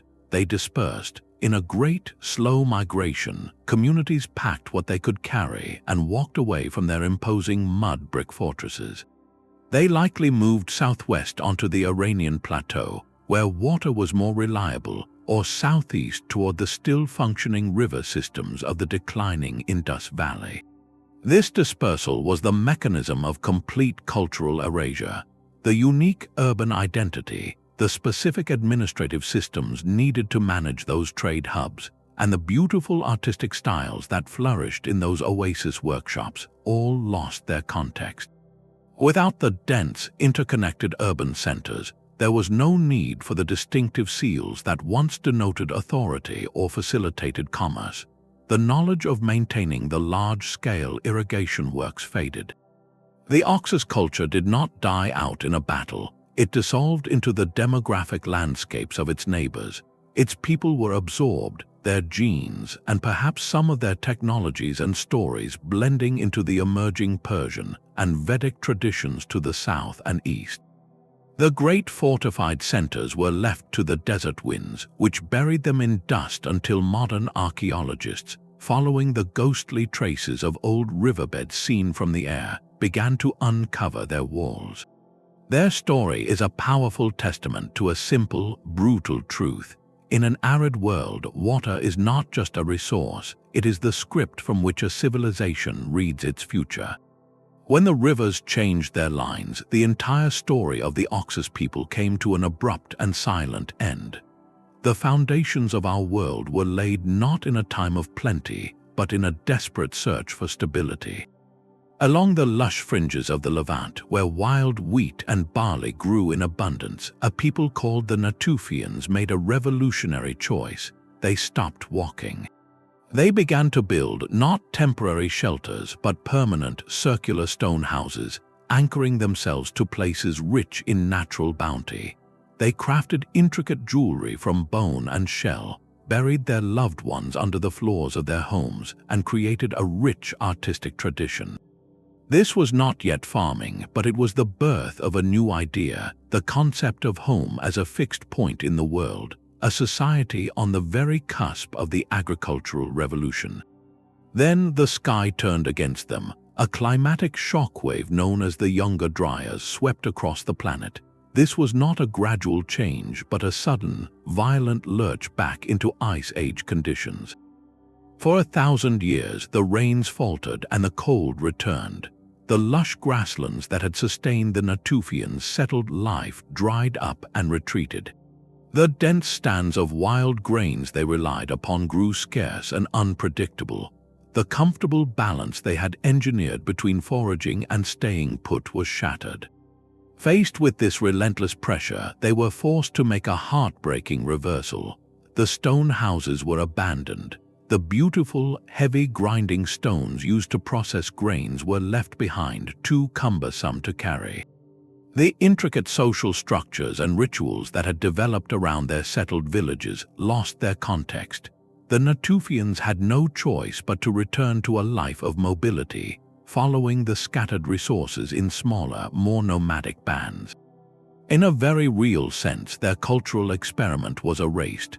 The specific, complex society built around those early villages dissolved back into a simpler, more transient pattern of life. Yet within this apparent disaster lay the seed of an even greater transformation. Those difficult centuries of the mega-droughts were a relentless teacher.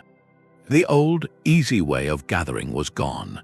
The memory of settled life, of stored food and permanent community, remained a powerful dream. When the climate finally began to warm and stabilize again, around 9,600 years before the Common Era, the descendants of the Natufians did not simply return to their old ways. They carried with them the hard-earned lessons of scarcity. They began to actively intervene in the life cycles of the plants they had once only gathered, selecting and sowing seeds, protecting and tending them. The very pressure that had destroyed their first sedentary world pushed them to invent a new one. They began to domesticate. The disaster of the mega-droughts did not just erase a culture, it forged a new kind of human. It compressed necessity into innovation. What was lost was a specific way of life, but what was gained was the foundational act of civilization itself, agriculture. This story reframes our understanding of catastrophe.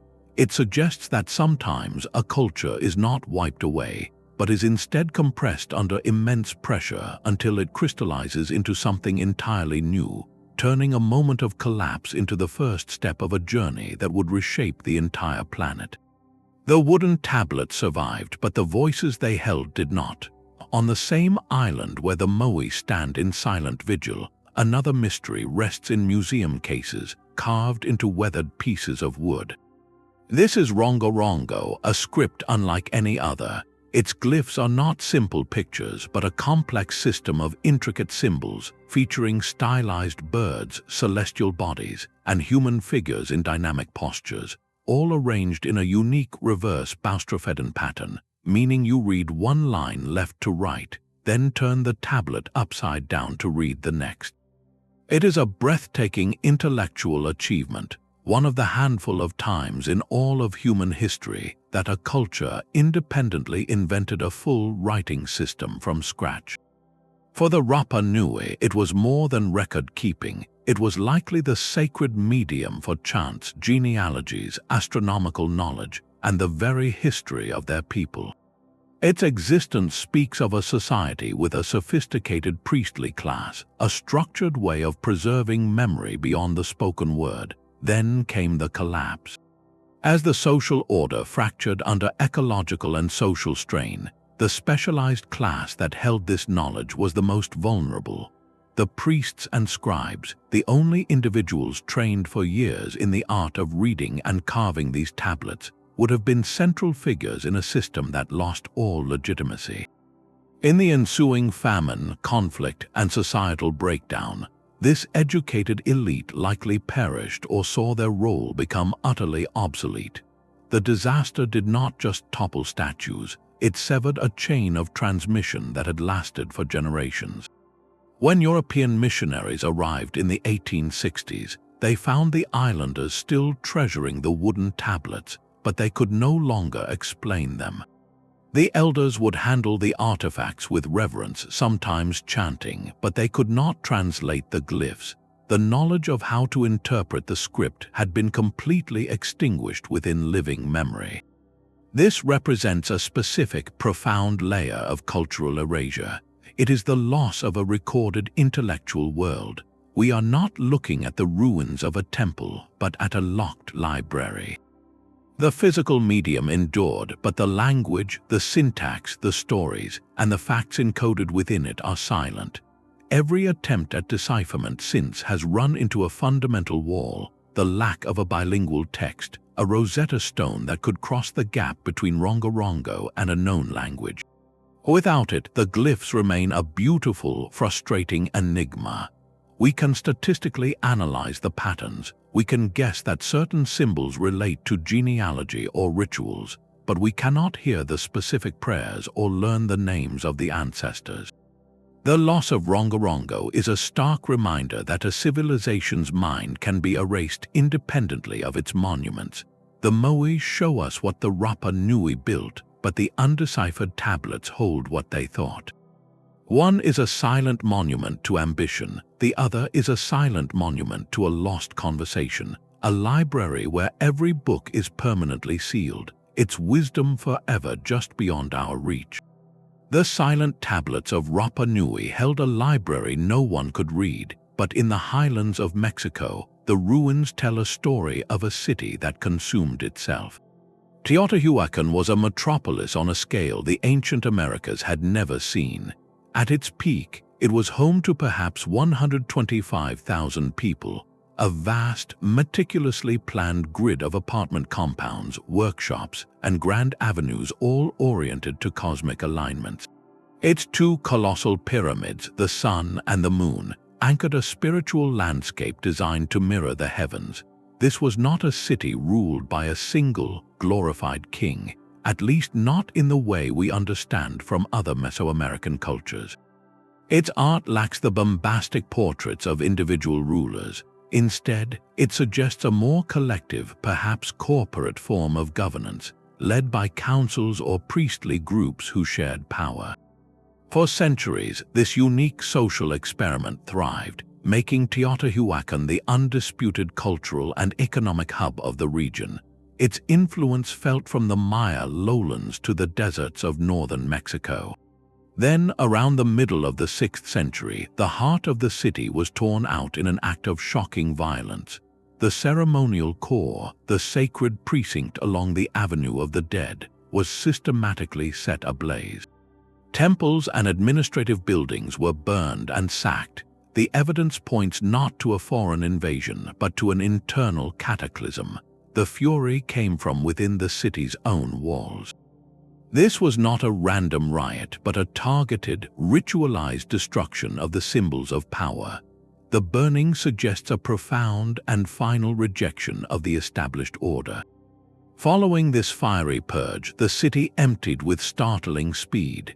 Within a generation or two, the population plummeted. The great apartment compounds were abandoned, their vibrant murals left to fade. The workshops that produced the distinctive orange pottery and the elaborate green obsidian tools fell silent. The urban culture that had defined central Mexico for nearly a millennium simply ceased to function. So what could cause a populace to turn on its own spiritual and administrative center? The triggers were likely a deadly combination of environmental stress and social fracture. Paleoclimate data reveals a period of intense drought in the 6th century, one that would have crippled the agricultural base in the Valley of Mexico. A city of that immense size was a giant mouth to feed, utterly dependent on the maize and beans grown in the surrounding fields and brought in as tribute from subordinate regions. Years of failed harvests would have led to famine, hunger stalking the wide avenues and crowded apartment complexes. In such a crisis, the social contract is the first thing to break. The ruling elite, whose authority was based on their role as intermediaries with the gods who brought rain and fertility, would have faced a crisis of legitimacy. When the rituals and offerings failed to bring the rains, the people's faith could have curdled into rage. The more collective, faceless governance of Teotihuacan, once a source of stability, may have become a target. With no single king to blame, the anger turned against the entire system, the temples, the palaces, the very institutions that had failed them. The burning was likely a revolt, an act of revolutionary termination. The people, or perhaps a coalition of disaffected elite factions, sought not to conquer the city but to end it, to ritually kill the old order in the hope of something new. The result was the complete erasure of Teotihuacan as a political and cultural force. Its influence, of course, lived on. The Aztecs, 1,000 years later, would look upon the overgrown pyramids with awe, believing them to be the place where the gods created the sun and the moon. But the specific urban experiment, the unique collective society that built those pyramids and lived in its shadow, was gone. Its end poses a haunting question about the nature of power. A system designed to distribute authority and avoid the cult of a single ruler proved just as vulnerable when the foundation of its prosperity vanished. The people did not just abandon their homes, they deliberately burned the stage upon which their civilization was performed, leaving only the silent, smoke-blackened stones of a forgotten revolution. The incense trade was a lifeline woven from geography and desire. For the ancient Egyptians, the kingdom of Punt was not a place on a map so much as a source of wonder, a distant, almost mythical land from which arrived the very breath of the gods. Their reliefs at Deir el-Bahari show Egyptian ships returning laden with treasures, frankincense and myrrh trees with their roots carefully balled in baskets, heaps of aromatic resin, ebony, ivory, gold, and exotic animals like baboons and leopards.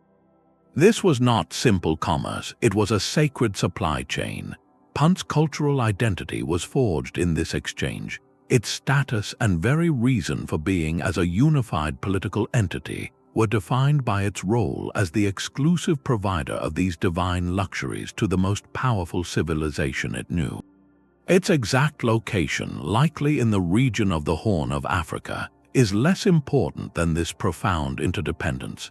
Punt existed in the historical record because Egypt needed it to exist.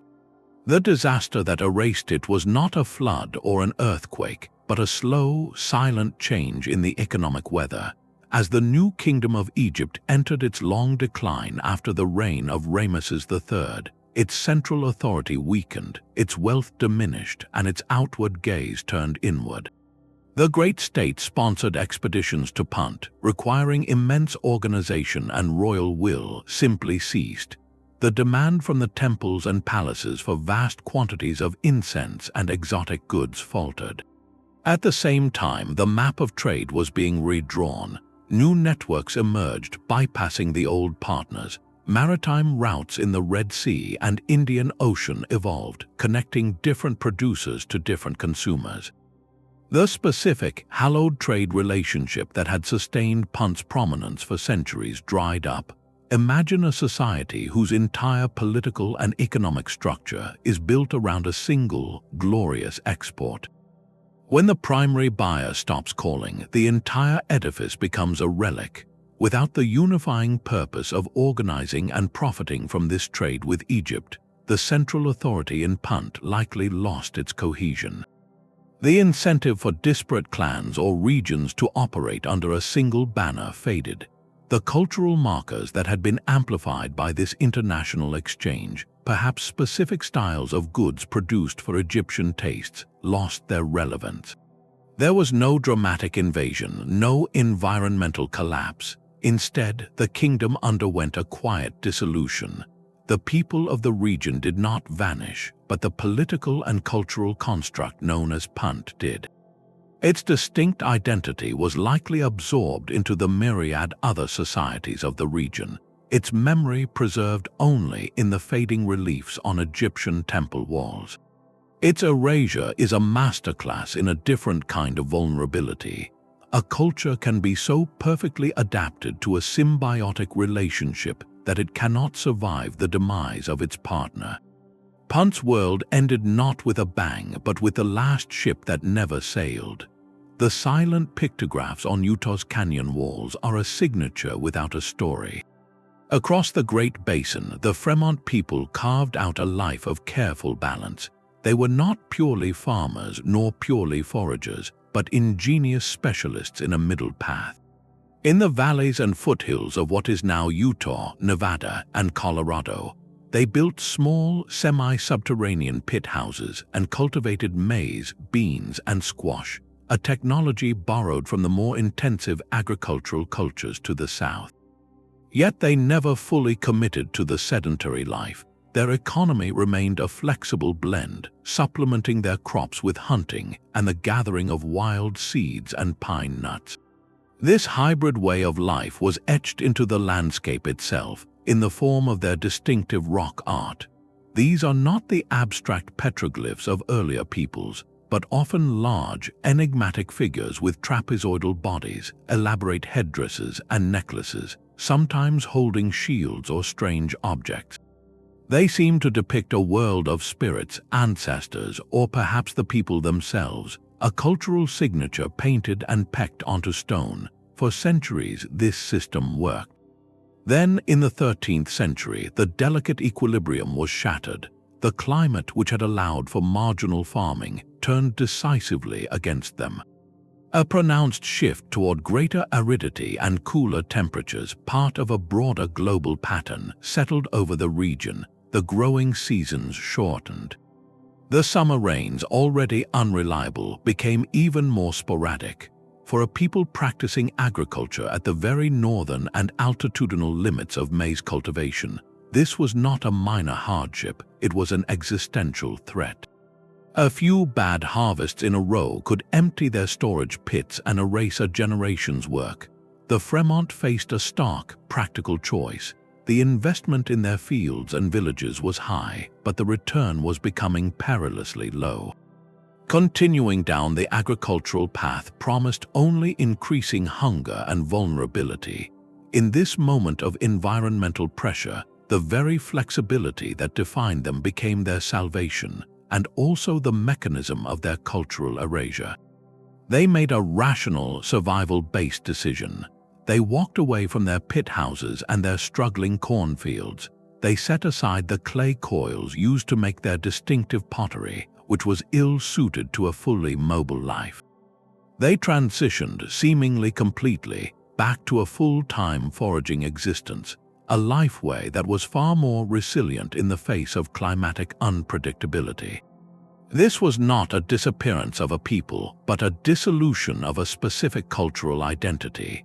As they reintegrated into a nomadic pattern, they almost certainly interacted with and were absorbed by the neighboring Numic-speaking peoples, like the ancestors of the Ute and Shoshone, who were already masters of the Great Basin's demanding ecology.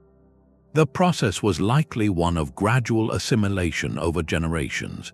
The Fremont way of life, with its unique blend of symbols, settlement patterns, and material culture, lost its reason to exist. The knowledge of how to make their particular style of pottery or the specific meanings behind their trapezoidal rock art figures faded, as those practices were no longer relevant to the new, more mobile reality. What remained were the silent panels on the canyon walls, ghostly reminders of a people who chose to change who they were in order to survive. Their story reframes adaptation not as a failure, but as a profound act of resilience. They did not cling to a failing strategy until it destroyed them. They let go of a cultural identity to preserve the community itself. The pictographs stand not as monuments to a lost civilization, but as a farewell note, a final artistic statement from a world that willingly dissolved back into the landscape from which it came. Their final pictographs were a farewell, but in the very stones of Europe's greatest monuments, a deeper, biological farewell was being written. The bell beaker culture takes its name from a simple, elegant object, a distinctive, inverted bell-shaped pottery vessel used for drinking. These beakers, along with archery equipment and distinctive copper daggers, appear in the archaeological record around 4,700 years ago, and their spread across Western Europe was breathtakingly swift. From the Iberian Peninsula to the British Isles and into Central Europe, this cultural package becomes ubiquitous. For over a century, archaeologists debated what this meant. Was it a fashionable idea spreading through trade, or was it carried by people?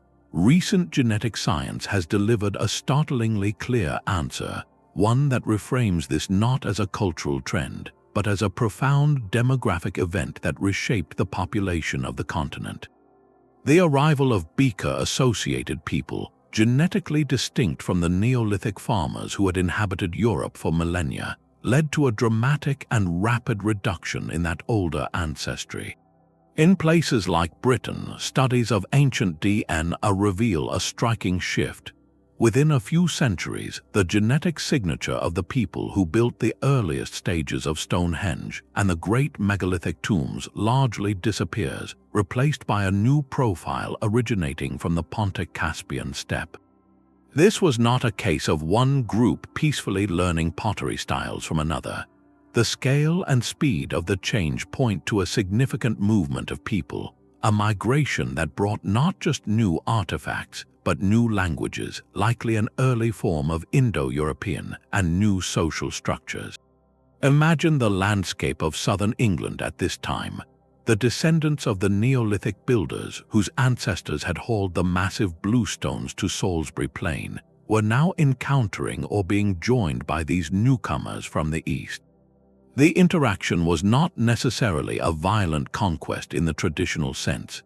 There is little evidence of widespread warfare from this period. Instead, the process was likely one of gradual integration, settlement, and demographic dominance over generations. The beaker groups, possibly organized in smaller, more mobile family units with advanced pastoral and metalworking skills, may have possessed social or economic advantages that led to their lineages becoming predominant. The existing megalith building culture did not vanish in a day. Their monuments still stood and were often used and even added to by the new arrivals. But the genetic tide had turned. The unique ancestral lineage of the earlier people, their specific biological connection to the land they had shaped for over 1,000 years, was being overwritten. Their cultural signature faded as beaker styles in pottery, burial rites, and tools became the new norm. This is an erasure measured not in burned cities or fallen temples, but in the silent code of DNA.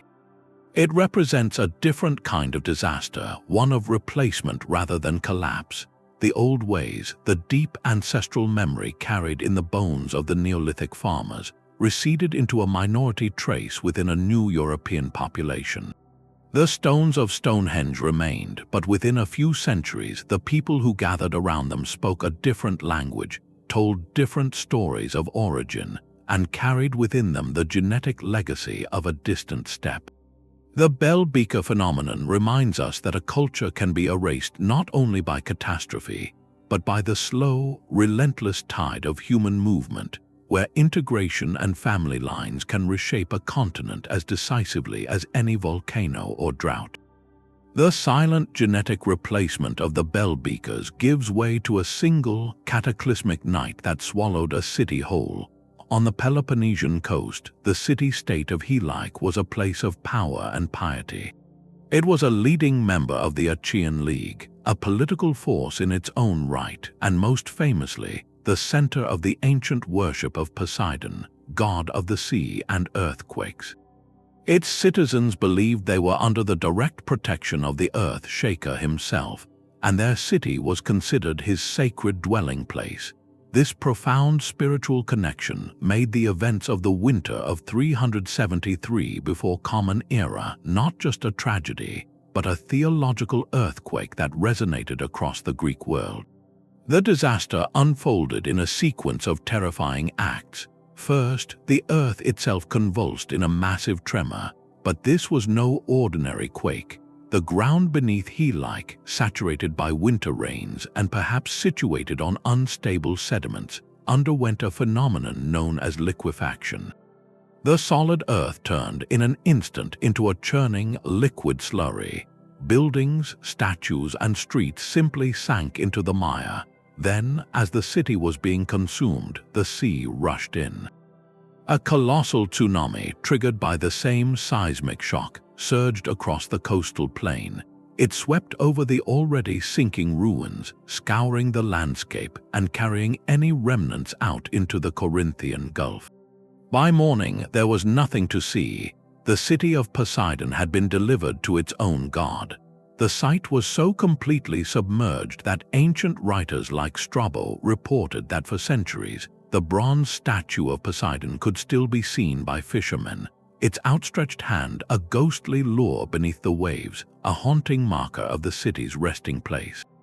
The totality of the erasure was absolute. Unlike other cities that were rebuilt upon their own rubble, Helike was never re-established on that spot. The location itself was considered cursed, a place of profound divine displeasure. The political entity of Helike, its votes in the Achaean League, its diplomatic relationships, and its economic networks ceased overnight.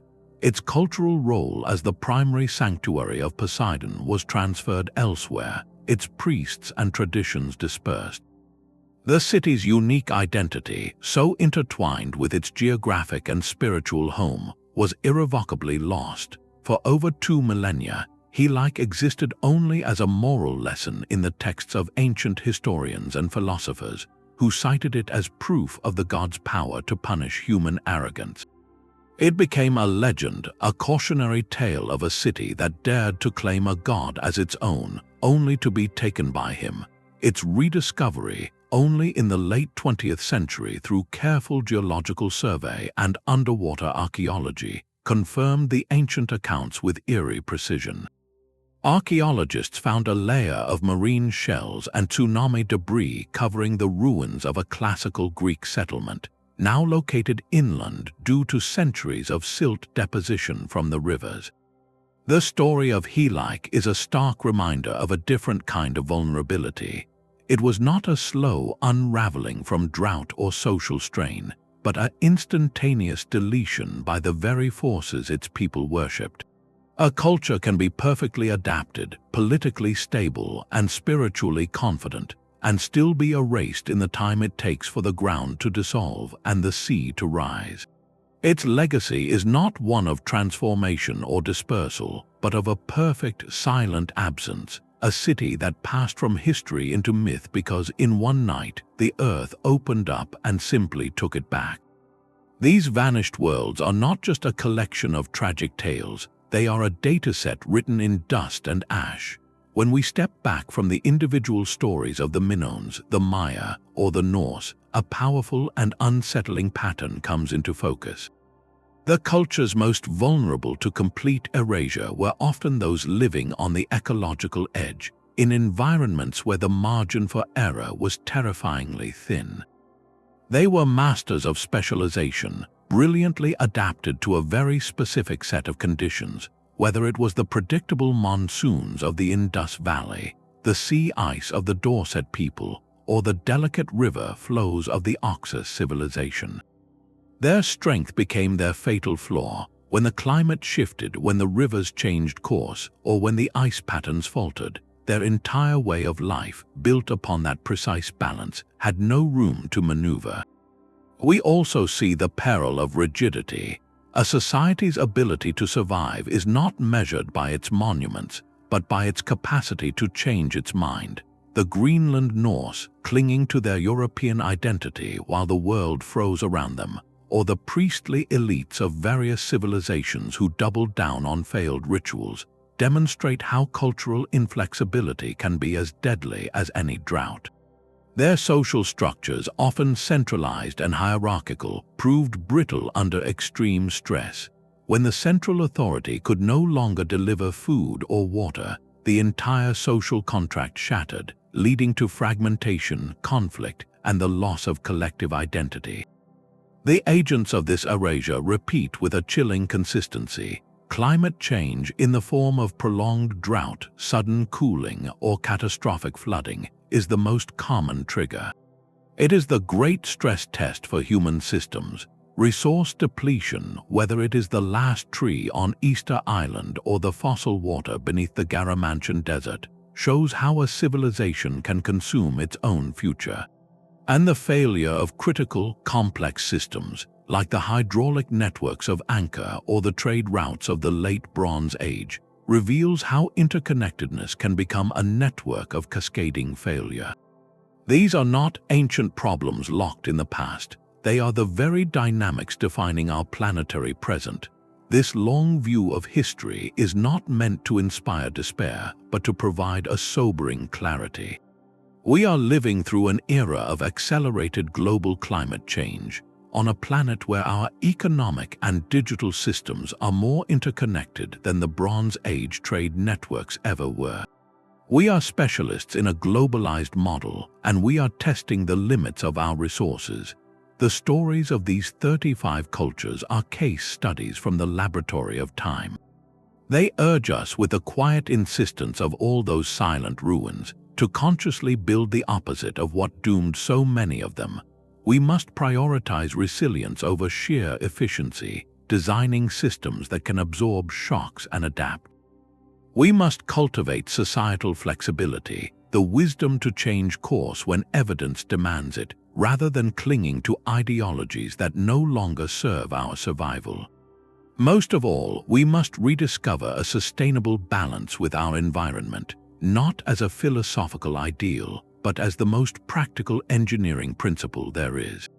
The goal is not to avoid all change or challenge, but to ensure that our global civilization is not another entry in this tragic series, a future mystery for some distant people to ponder, wondering how a world so advanced could have quietly written its own ending.